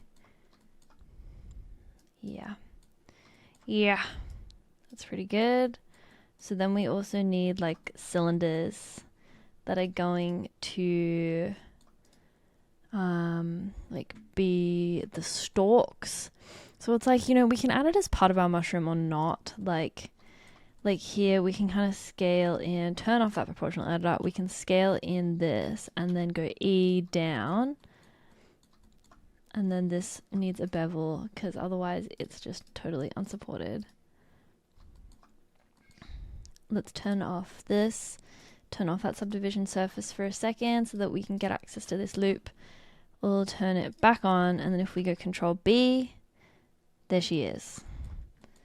So then we'll go back into face select mode, and we'll just keep on extruding this out until we get down there. And then let's just go I, just to like make it nice. And then we've got a mushroom, cute. So that's kind of like that. It looks nice, but it looks a little bit too perfect. So I feel like we need to do some, oh, we've got some, again, pretty hectic geometry. I think I've like made a mistake in there. Hello. Oh, right. It's just that inside bit needs to scale down a little bit so it doesn't come out the other side. So just scale that down a little bit. I reckon that should solve our problem. Let's add in a couple more loop cuts with Control R in here. And then we kind of like have a bit more access to rotation. So actually let's turn that back on, and we're going to select this, go to rotation, turn our proportional editor back on. And then it's like, woohoo, you know, you can make it really cute like this. Turn X-ray mode back off. And then, you know, or we can rotate it in whatever way we want. So, you know, maybe like here is pretty cute. And then we're just going to Shift D and rotate it. And then, yeah, you know, this is where you can really do whatever you want, be creative.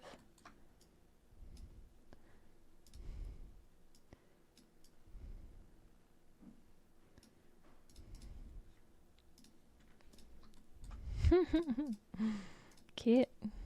I don't like that bottom bit though. I feel like this needs to be a bit bigger. We'll just pull that down a bit. So it's going under there anyway, so we can't really see it. Yeah, that's pretty cute. And then, you know, we can also make some really small ones. So I think that this is also a really good opportunity to have some like diverse sizing in our mushrooms, so that we kind of have something in our grass, because I think that's something that the grass is like something that the scene is lacking a bit in the moment, is I feel like it doesn't have enough variation. So I think that that makes things look a lot nicer. I feel like this looks like it needs like another, it looks too long now. Like it feels like it needs like something else to like kind of cover up how long it is. You know, we can kind of have this clip if we want to. Nah, that doesn't look good, does it? Dun, dun, dun, dun, dun, dun. Dun, dun, dun. Oop. Dun, dun, dun, dun. Crazy mushrooms. That looks silly. I feel like maybe we can send it back a little bit, because it really just needs something in front of it to make it feel less crazy long, and we can have more mushrooms.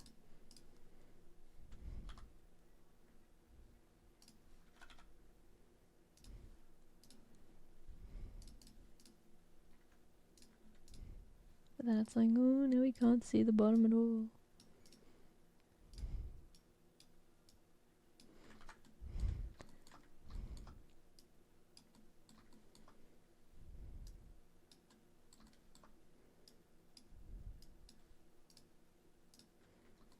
Okay, well, that's a fail. Maybe like there is fine. Yeah, super cute. And then we can start to like add in these really little ones as well. And we'll just kind of like do a similar approach. We're just scattergunning these.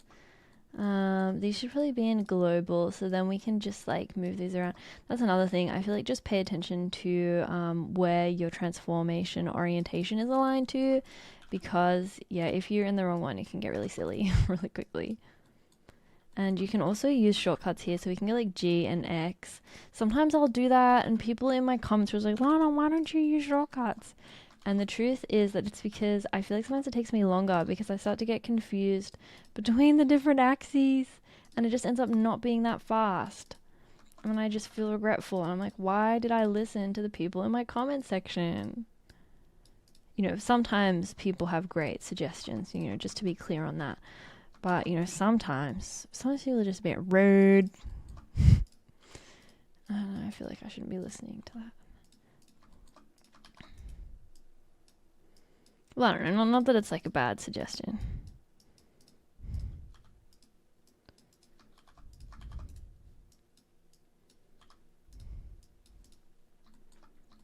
Oh my gosh, yes! Okay, it's looking really cute. I feel like these sorts of things always remind me how important it is to add details into a scene. Because I always feel like when I'm making something, I'm like, oh, this ain't looking good. I'm like, who let me do this? Like, you know, why did any of you ever follow me? I don't know what I'm doing. And then you start adding details, and it's like, oh yeah. Oh, like that's all that we needed. Because how cute is that? Oh my gosh, that's so cute. Okay, I'm really scared to put on my render view. You know what, we're not actually going to put on the render view. I can like, I have my like GPU, I think I can show this. I have like my GPU like monitoring thing. It's like 48 degrees. Okay, that's fine.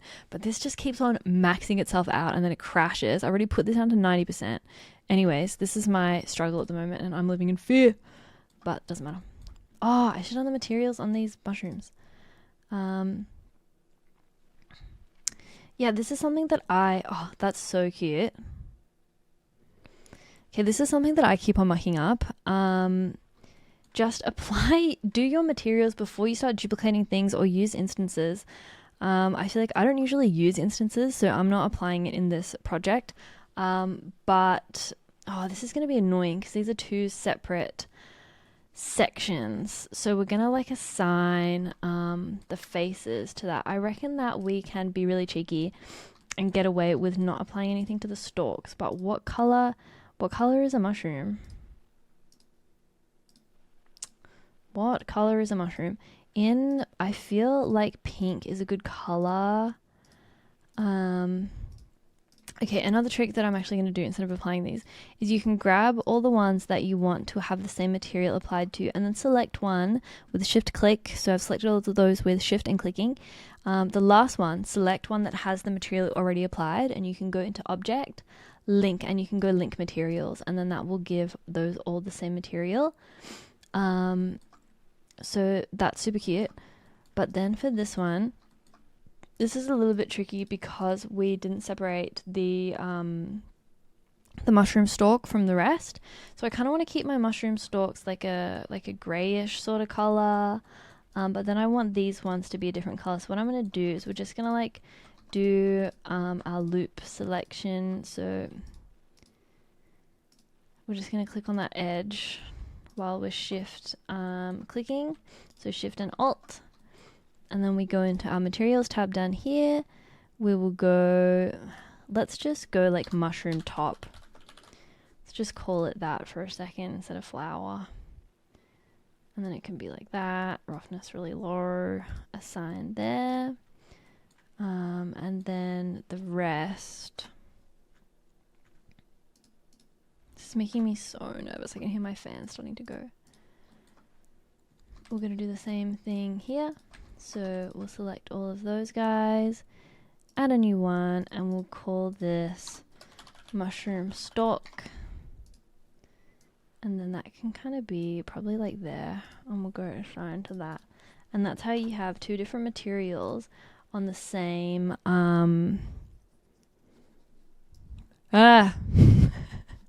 and that's how you have two different materials on the same thing. I feel like that's not quite perfect yet, but that's fine.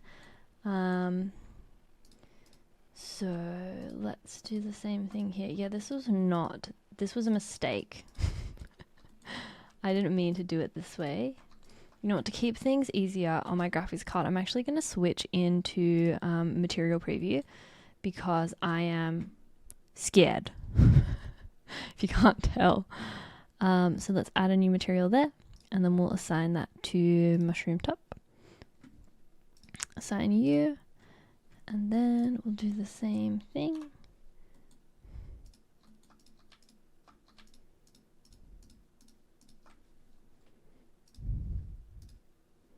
We'll call this mushroom stalk assign. Cool. Okay, that's looking good.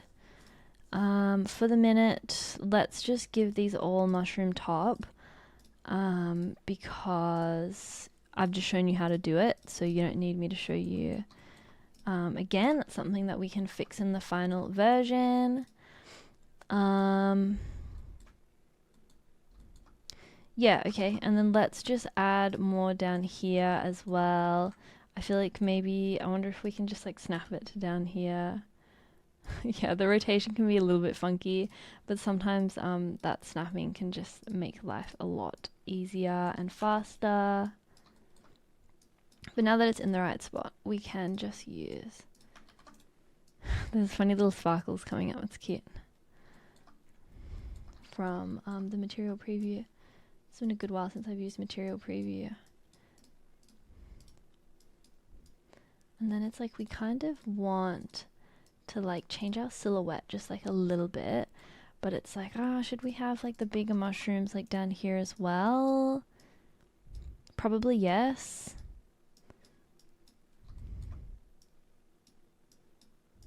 Okay, there they are.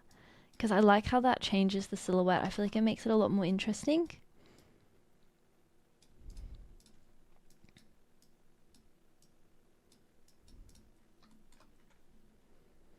These feel like they could be a little bit bigger.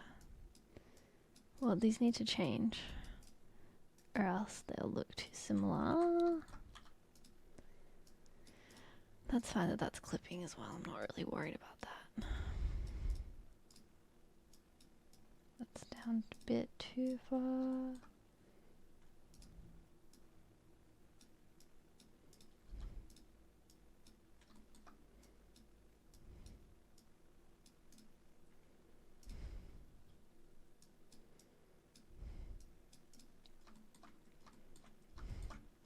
I don't know if both sides need them actually. I feel like maybe one side just needs one. I don't know if it needs both.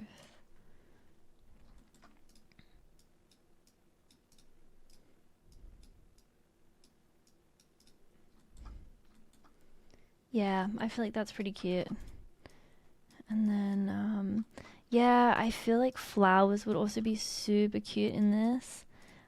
If you want to put the extra effort into doing this, if you're enjoying this tutorial so far, I feel like that means that you should make it look better than mine. I love it when people do that. When people follow my tutorials and their final outcome looks better than mine, that is what I'm after. I feel like it makes me feel so proud. So I would love it if you could make it look better than mine.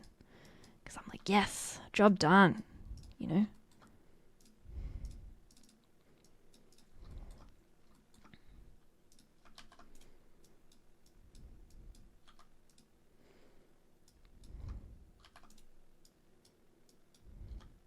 I feel like this tutorial, once we kind of like did the more complicated stuff, it's really just like making the same thing and duplicating it a lot.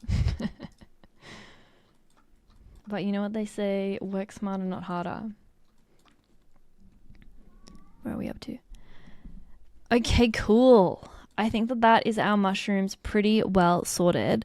So the next thing we need to make is our frogs. Frog time is upon us. So I guess this one is also slightly more complicated because I'm also going to teach you how to do a what do you call it? A texture paint. I'm also going to teach you how to do texture paint. Okay, so to make this frog, we just need like 2 spheres and a mirror modifier. So we're going to add a UV sphere and we're going to press / to bring it into isolated mode to make life easier. We're going to click here to view it in the X-axis. And then we're going to turn on X-ray mode, click this button up here. And then we're going to select everything on the left side. Oh, that selected a couple extra things, so we just need to be a little bit careful that is exactly half. That looks about right. We're going to delete those faces and we're going to add a modifier and we're going to add the mirror modifier. And we're just going to change this axis to the Y axis so that it doesn't make it 2 on the same axis. Then we'll have a merging should be on. It already is. Perfect. And then we're still in edit mode. We're going to find a vertice where the eyeball should be. So I'm thinking like this one or this one. I reckon this one should be fine. Let's go Shift S, cursor to selected, and then Shift A, and we're going to add in another UV sphere here. Oh, let's just turn off merge really quick. Okay, too late. We'll turn off merge first, and then we'll add in our UV sphere. Sorry, that's proportional editing that's causing that. So I feel like, yeah, there's a lot of things in Blender where you kind of you just slowly figure out what problems are caused by what thing so you can remember to turn it off. So that was proportional editing, but I thought that it might have been the mirror modifier not working. Let's just put this so that it's a bit easier. And then we can just kind of like move this around. So I don't actually want to move it too much on the X-axis since we already lined it up right smack bang in the middle. I feel like that's feeling pretty frog-like. I think I also want this to be a little bit flatter at the top. So let's put on our proportional editing again and let's just try and make this a little bit flatter here. Yep, that feels about right. So then that is our frog. Let's turn that merge back on. Maybe that's too flat now. Hold on, let's add in our subdivision surface, modify and see what that looks like. Let's just bring it up like a little smidge. Yep. Okay, that should be fine. Okay, cool. We've got our huge frog. Scale him down, pressing S, and then yeah, he's gonna be kind of like his head is just like coming out of the water here, like that, so we don't have too much. Maybe his eyes should be a little bit closer together actually. So let's go L to just select that, turn proportional editing off.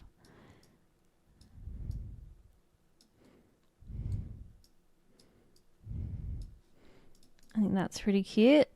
There's our frog, but we need to give him material, right? So let's save that there and let's go into either our material editor or into our render view. I'm using material editor because I'm worried that my graphics card is going to bug out on me. So either of those are fine. Let's add in, like, let's kind of pick the green that we want him to be. Like I want him to be like a little bit darker so he kind of like stands out a bit. roughness pretty low, I reckon. Okay, so now we want to add 2 eyes and a smiley face. So let's go into our shade editor here. We're going to go Shift A, and we're going to go texture, and we're going to go image texture here. Now that should have nothing in it, and we're going to connect the color to the base color, and we're going to press new. We'll call it Froggy, and the color will be, oh, we need to grab the color first. The color is in here, so let's grab this hex code here, Control C to copy, connect this back up, new, Froggy, color, and then we'll paste that hex code into there, and that gives us that green, new image. Beautiful. Now we will go into slash, and we'll go here, we'll go into our X view. We're going to go back into edit mode, and we need to apply the mirror modifier. So sorry, you can't apply modifiers when you're in edit mode, which makes sense, but sometimes it's annoying. So we're going to apply that mirror modifier. We'll leave the subdivision surface modifier on. I think that should be fine. Edit mode, we're going to go A, U, and we're going to go Smart UV Project. Sometimes I feel a bit lazy and I don't want to do a proper UV unwrap for something that's really small. So we're just going to go Smart UV Project, which will unwrap our mesh. So if we go into UV editing up here, we can now see that this has unwrapped our frog and given us this UV map. Now, because behind us, we've got this froggy image, and the froggy image is all green. So it's still going to stay all green. But now this gives us the option to draw on some things. So let's go into texture paint, and let's grab our froggy, and then we need to be in black. So I think that should actually be fine the way it is. So now we've got our brush, like it's all kind of already set up, so we don't have to worry so much about all these settings. We've already set in black down here, paint hard. Let's just like put it into X so that we can kind of get it right, so it's all even. I'm just gonna go bang. There's one eyeball there. I'm just clicking once. Bang. There's another eyeball there. How does that look? Beautiful. Okay, and then now we need to add a little smile. Actually, I should have left the mirror modifier on. I think that probably would have been fine. And then let's give him a little smile. Okay, I want my brush to be a bit smaller, so I'm just using my, you can see this in my little thingy here. I'm using this button to just make it bigger or smaller. I want to give him, ooh, a little smile. Okay, here we go. Ooh, a little smile. I reckon that's fine. So then if we go back in, oh, he's so cute. And then there he is. We've got a frog in there. Isn't he just adorable? But I think that the best way to do this probably would have been actually to leave the mirror modifier on. Let's try it that way. Let's see if we have enough things that we can do in here. UV editing. Yep, okay, that's fine. But do we still have... Okay, so there's the mirror modifier on. Let's just see. I think I did this in my sample one. If we go A to select everything and we go U, Smart UV Project, that's still unwrapped it fine. So let's go back to our texture paint. There we go. Let's see if that will work. Yeah, okay. So then I feel like that gives a better... it'll just give like a bit of a smoother outcome, and you can kind of pick also where you want this eyeball to be, because it does kind of also depend. Ooh. Oops. Okay, I think that's really good there, and then we'll give him a little smile. Yeah, I feel like the smile is a lot easier when it's in mirror mode. So yeah, just to go over what I've done there really quickly, because I think that could be a bit confusing. I've left the mirror modifier on. I've gone into edit mode, and I have gone A to select everything. I've pressed U to UV unwrap, and I've clicked Smart UV Project. And then that's given us this UV unwrap that's still being applied by the mirror modifier onto both sides.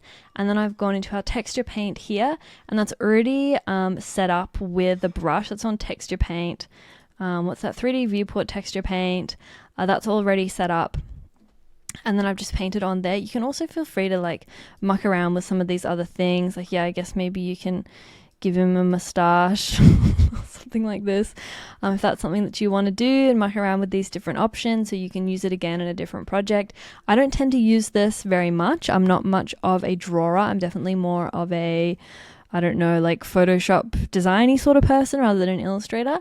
But that's what we've done there, and then that's applied that onto our UV unwrap. So we also need to make sure that we save this, because this is now a texture that's being applied. So we'll go image and we'll just go save, and you can save that wherever. So I'm just saving that into the same folder that I've got my Blender file saved. And then if we go back in there, we've got this froggy texture, and that's being applied to our, it's going into our base color, and that's how we're getting our froggy there. So now we've got a cute little frog in there, and we can duplicate him out to be in a couple of different spots across our scene. And we can also like change it to be different frogs. Maybe one of our frogs is a different shape, or you know, some of our frogs are like this. You know, it's really, again, up to you how you want to do it. So let's populate our froggies through our scene. I'm back in rendered mode here, but you know, you can stay in whatever viewport is working best for you. I feel like I always like to have these just And then one thing that I'm not the biggest fan of at the moment that we can change is I don't really like how it's quite obvious that these two are two separate objects. So I would also like to go into the sculpt mode and kind of start to like sculpt this a bit so that it looks less obvious, that it's not, I want it to look a bit more seamless. So what I was going to say there is that you could also maybe, like, if you didn't want to do that, like, you know, I feel like something people don't talk about so much in 3D is that you can cut a lot of corners, and I'm all about that. So if there's corners you can cut and like cover things up, you know, go for it.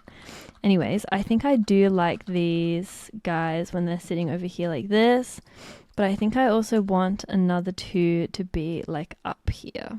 Next, we need a plate for our cake, so let's do that. So we're going to grab the bottom of the cake here, and we're going to go into edit mode. I've done this so many times now, but I'm a big fan of using the 3D cursor. So Shift S, cursor to selected, and then we're going to add in a circle. And we'll make him quite a bit bigger. Probably about here I think is good. And then we'll go F to fill him in, and then E down here. And then I, and I again, and then we're going to go E down here, and then we're going to go S. And that kind of gives us like the basis of a plate. And I'm trying to like figure out the best sort of shape for this bit down here. And then I kind of want this like platey bit to be like wavy. So I'm going to go I to inset here, and then I'm going to go E to pop him down there. And then I'm going to go edge select mode, and I'm going to click on this, and I'm going to go, what is it, Control Alt click, and then we're going to go select, and we're going to go checker deselect. So then it deselects every second one, so you don't have to do it manually. I learned that pretty recently. And I think I'm also going to go B in there. I reckon that should be fine. And then let's add in our subdivision surface. Cute. That's looking fun. But let's just add in some loops, or what do you call it? I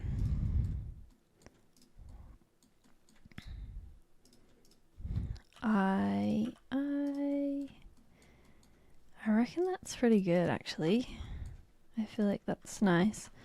But we need to edit mode. We need to fix up this one here. So I'm just grabbing that face from the top. And then we're just going to insert that so that we don't get that funky effect that we don't really want. Smooth. That's really cute. I really like that. I'm just going to scale it in a little bit. And we don't really want it to like cast shadow. Like we want it to sit properly, the cake to sit properly on this. So let's just try and find that face. Slightly hard to tell in this angle if is it this one? Yeah, I think it is. So then if we're like that, that's really cute. Let's scale him in just a little bit more. But then you can't like see the bottom. Maybe my camera needs to move a little bit because you can't see this bit. How much longer would that have to be if we wanted to see it? Okay, let's just like open up an extra window really quick. I feel like this is, yeah, a sneaky way that I do things sometimes. So then we have this 3D viewport where it's set up with, it's like locked in the camera view. So then you can go in and edit in a different view and see kind of what needs to change, I guess.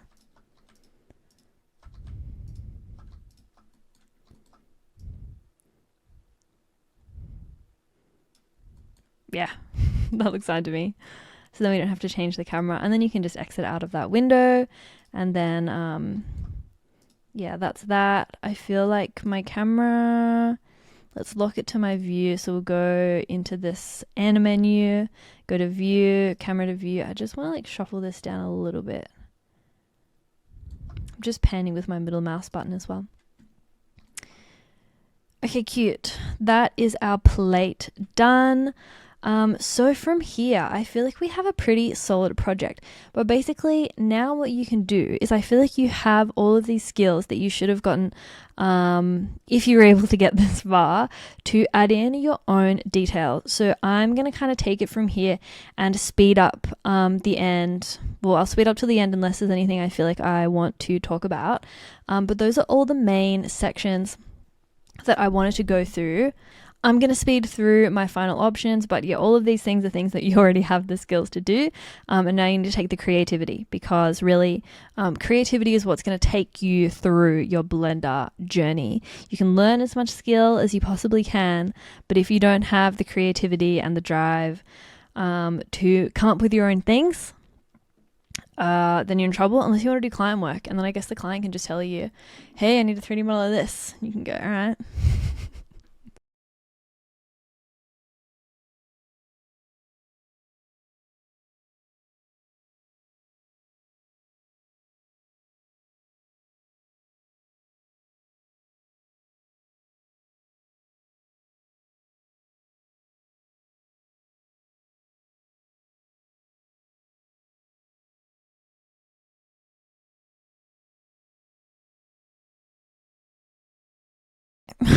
So something that you can choose to do or not choose to do here is I want this to like be a little bit more ripply.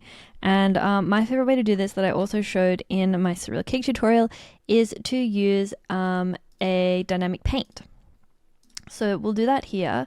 So I'm just adding in a UV sphere that's going to like give this a ripple effect, and the ripple effect should come from around about here. So then I'm going to give this physics. We're going to go dynamic paint. This one will be the canvas. We'll add the canvas there, and this should be on waves. Then we're going to click on our sphere. We're going to do the same thing, dynamic paint, but this is a brush, and we'll go add brush. Then if we go to our timeline here, that is giving us like a really beautiful ripple. So like what I do there is kind of pick like, okay, like maybe there's fine. And then I like apply all of this, but let's just have a look. Yeah, look, it's pretty nice actually. Yeah, you know, you can play around with that a little bit more, but you know what, I think that actually looks pretty good. So what I'm going to do is just apply all of those onto that. So that's apply, and then we'll delete that. And then since that's applied, now that's part of the geometry, which is pretty cool. So that's also something that you could do up here that I will do, but it's a super quick, easy way of adding, like making it a little bit more dynamic, I guess. feel like I quite like that word dynamic. But I'm also applying those subdivision surfaces. Maybe I didn't mention that on the other one, because you need quite a lot of geometry for the simulation to work. Yeah. So that one's a canvas, add a canvas, change it to waves. This one is dynamic paint. That one's a brush, add the brush, and then we'll play that and see what happens. Doesn't feel like it has enough geometry. It's going a bit funky in the middle. But let's try again. Let's see if any of that is going to work for us. Maybe if it's even just like a little bit. No, actually that's not going to work. I think I need to go in and change this geometry before I apply that subdivision surface.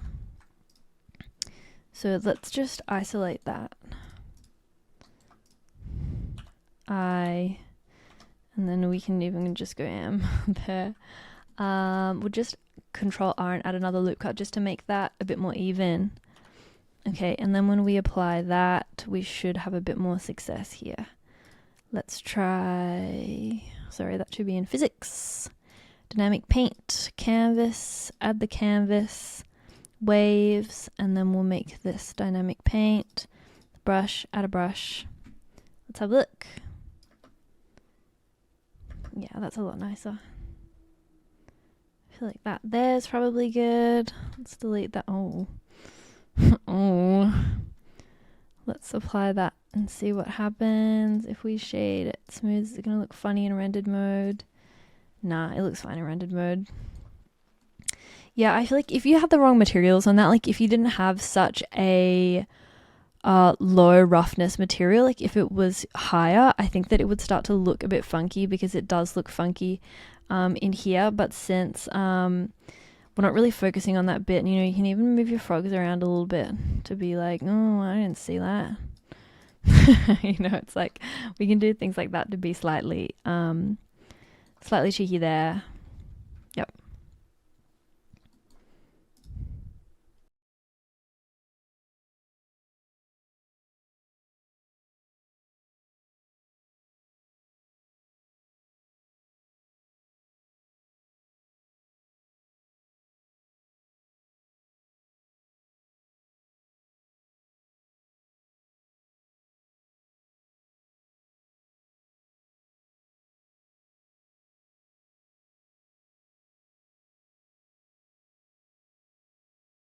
Okay, so I've added in my final details, so I'm feeling pretty happy with where the model is at here. So I feel like now we can do we can figure out our lighting a little bit more. So I'm not sure, and just our scene in general, actually. Like I feel like we need to start doing these final decisions. So we need to put it somewhere. So let's do the same thing as before, and we'll come down here. Shift S, cursor to selected, and then Shift A, let's make a plane. And it'll just do this if there's like overlapping meshes. So that just needs to move down a little bit because it was perfectly aligned. Oh, sorry, I've got my snapping on. So it's perfectly aligned, so that can just move down like that. So our camera is like here. So let's get that about here. And then let's grab these two edges along here, and we'll go E and Z. We'll make those long, and then let's grab these two edges here, and we'll go Control B, and then we'll add a bunch of loop cuts here. Probably about there is good, and then we'll right click and shade smooth on that one. It's looking pretty good. And then what happens if we turn on rendered view? Okay, cute. So now we can start sorting out our lighting a little bit more. To be honest, I feel like it's looking pretty decent. Let's just get rid of these lines there. They're annoying me. Where are we? In here, we can go floor, turn that off, and then you can turn off any of these if you don't want them, so that you can see things a bit clearer. We'll also turn off... I want to turn off... Yeah, look, I reckon that's probably going to be enough. Yeah, okay, that's fine. And then what I'm also going to do is we're going to go to camera, And we're going to go to, where is it? Viewport display and parser out. We're going to go up to 1 just so that it blacks out everything that's not in there. And that just makes life a little bit easier. Okay, so now let's sort out our lighting. I feel like it's pretty cute on a white background, but it also might be nice on like a very slightly pink background. I feel like I could see that that might be nice. Oh yeah, that's quite cute. Okay, let's also set up our camera. So we're gonna go, I love to always have depth of field on. I just feel like it always makes renders look nicer. So we can turn that f-stop down and let's just grab our froggy. So then yeah, even that, it's like, wait, like it's so cute. But as you can see, I don't like how that's 666. I'm not religious, but that freaks me out a little bit. Let's turn this up a little bit to maybe like 0.5. It's so cute.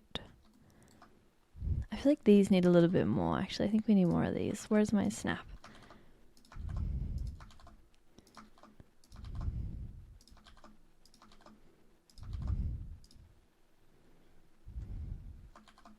Yeah, I prefer that. I'm not sure where, that's definitely where we'll finish it. But our scene's looking pretty bright and nice here. I feel like this is why I love that HDRI. It's just always great. And then do we have Node Wrangler? No, we don't. Okay, so let's go into preferences and let's go add-ons. And is Node Wrangler in here? Yes. We'll turn that on. And then here we can go Control T. And then we can rotate our HDRI. So you can see how much that's, wait, why does this look so good?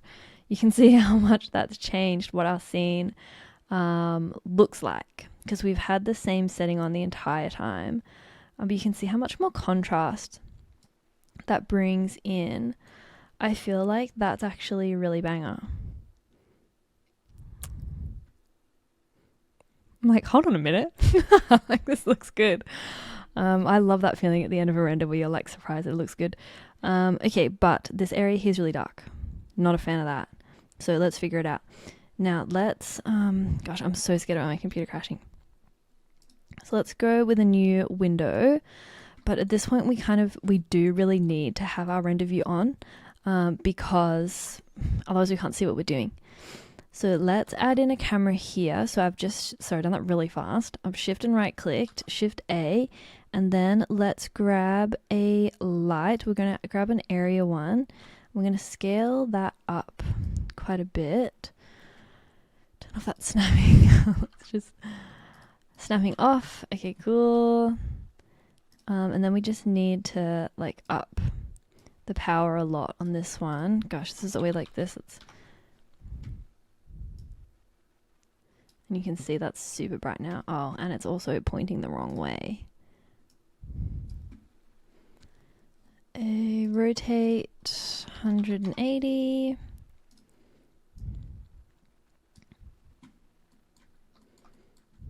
And we just kind of want it like towards the back, just to like keep that back area really bright. Okay, so now we can take this down a notch. We can get rid of a 0 there. Yeah, and that's a lot nicer. Let's see. So that's without it and that's with it. I feel like that's pretty nice.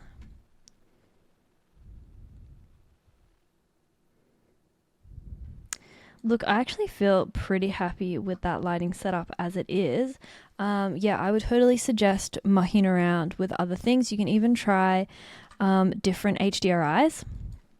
So if you have other things, like maybe you want to try a studio. So if I go EXR, this is in my downloads folder. I've got like a small studio. So it's like we could also try that and see how much that changes things. So that's obviously, that's at 102, which is where I want to keep it. But you can rotate that and see what that might look like. So I feel like that's also a pretty nice outcome there. With kind of, I really like these shadows being cast on here.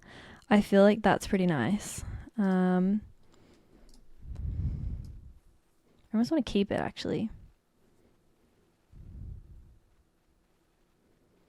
Not too much shadow. See, I love that casting the shadow. You know what? Actually, I think we're going to keep it. I think we're going to keep it there. Yeah, I feel like that is pretty cute. So that's how I would set up that lighting. Really basic. I love a good HDRI. It makes life really easy. But it's also worth learning how to use, how to set up good lighting. And there are other videos you can watch for that I don't have yet. I just really do it depending on the project. I did a poll for this on my Instagram, so follow me there if you want to be included in this kind of stuff.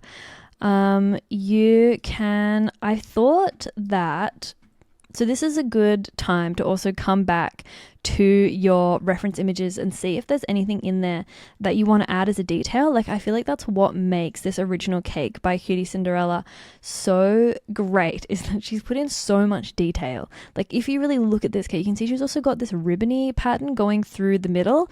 I decided not to do that because I wanted to use the roses instead. But you could try and work out how to do that. I feel like I'm not entirely sure how I'd approach that.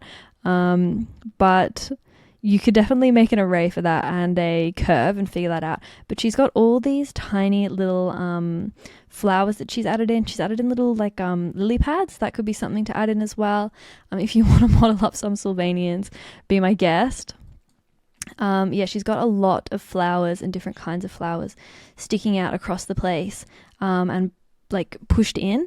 And then, yeah, this was the inspo for these little 3 dots here, was also that she had that on her cake. But yeah, you can start to go in and see that a lot of these cakes have these extra little details. And, you know, how can you apply that into yours? I love these little flowers. I think that if anybody wants to give that a go, I'd say that that'd be a really good thing to add. I think this is an AI generated cake, but it was on Pinterest. But it's giving, it's really giving AI generated. I mean, it might not be, but I did take the inspo for the plate from this. No, this is definitely AI. Oh.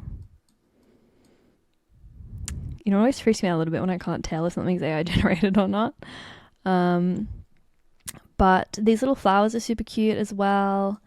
Yeah, I kind of got the inspo from the mushrooms from this one, but yeah, this is a good time. But anyway, we have 2 different colorways here. So I've really taken this colorway, so these creams and these pinks, but you can also take this green one and this green one here. So you can give those a go. So like, I'm going to save this one and I'm going to call it the pink version. So save as pink. And then we'll save a new one and we'll call it green. And then you can like try different things here. So we can like take this down and like make this really dark. Like that needs to be even darker than that. Maybe like here. And then this should be like a lighter sort of greeny color. Here, maybe a little bit darker. And you can see how that changes the color of the water as well. So then maybe this can also go like a lot like darker there. And then you've got your mushroom tops here.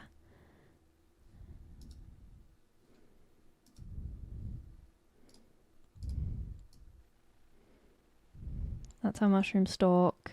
So should really keep that like white. But we need, where's our mushroom? Where's our mushroom top? There we go. And then it's like, you know, this can go maybe even like a yellow here.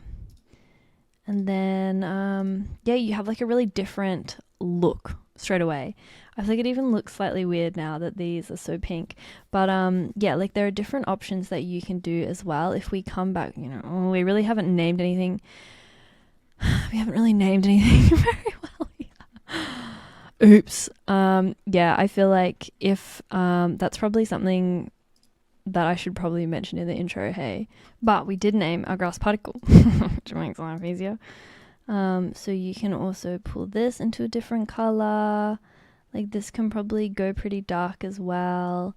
Like you can definitely have like a kind of more like spooky aura for your cake if you choose different colorways.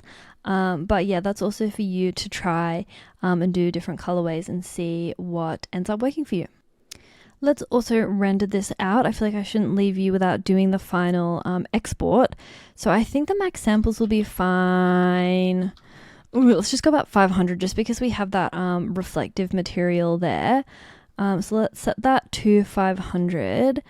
And then if you can handle it, I do really like to turn this up on my final render to 200%, just because it will get rid, especially when you're animating, it gets rid of any like noise that you might have coming up.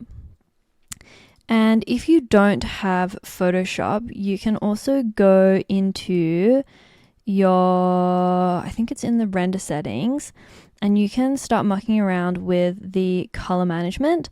So we can do like, you can change these around like super high contrast, and just also putting that exposure up a little bit, because I feel like sometimes in Blender, when you export it, I'm always turning up the contrast. Sorry, I'm always turning up the exposure, because otherwise it just doesn't look, it never looks good in the final export. So if you don't have Photoshop and you're not going to be doing any more edits after, I would really recommend mucking around with these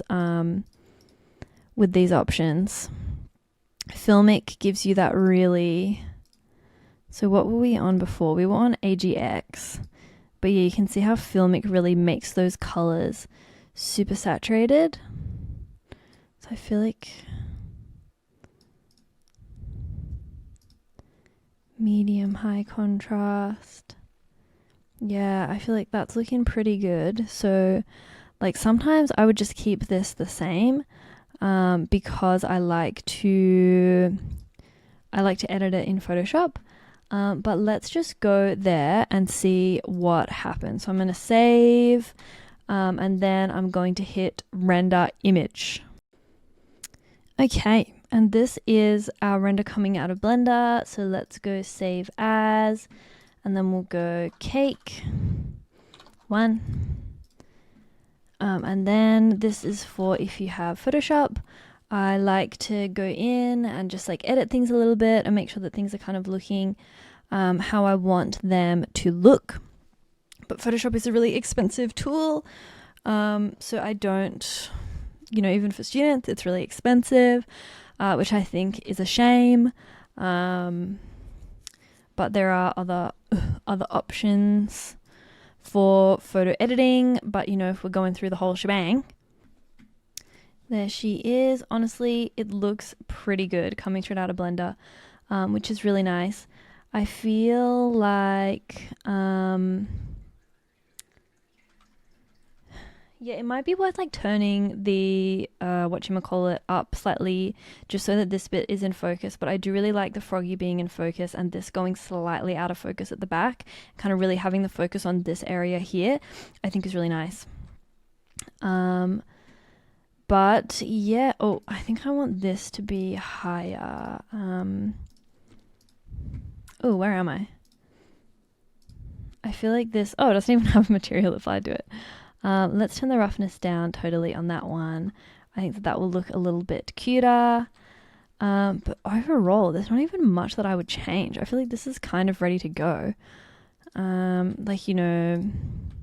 Yeah, actually, I think that's it. I don't even think I need to say this. Let's just cut this bit. This doesn't matter. Just cut it. Well, that brings us to the end of this tutorial. Congratulations for making it all the way through. I hope that you learned something new and that you have a cute cake that you can share and feel proud of. I hope that you added extra things to it to really make it yours. Or if you didn't, it doesn't really matter. I hope you still learned something anyway.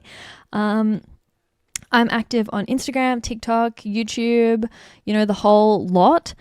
So if you want to follow me on Instagram and share this with me, like I said in the intro, I will upload it to my story and put you in my highlights. If you have any questions, anything that didn't work, feel free to reach out. And if you want to download this final project file, it's on Gumroad for a few dollars. So that's also an option. Like, subscribe, what do they say? Smash that like button. Hit subscribe, the whole thing. I'm hoping to release some more like vlogish style content. I don't know, but then again, I just feel like my life is really messy. I don't really know if people want to see that, but people seem to want to see the tutorials. So there will be more tutorials that are cute and girly pop. So stick around for those. Anyway, thank you so much for watching.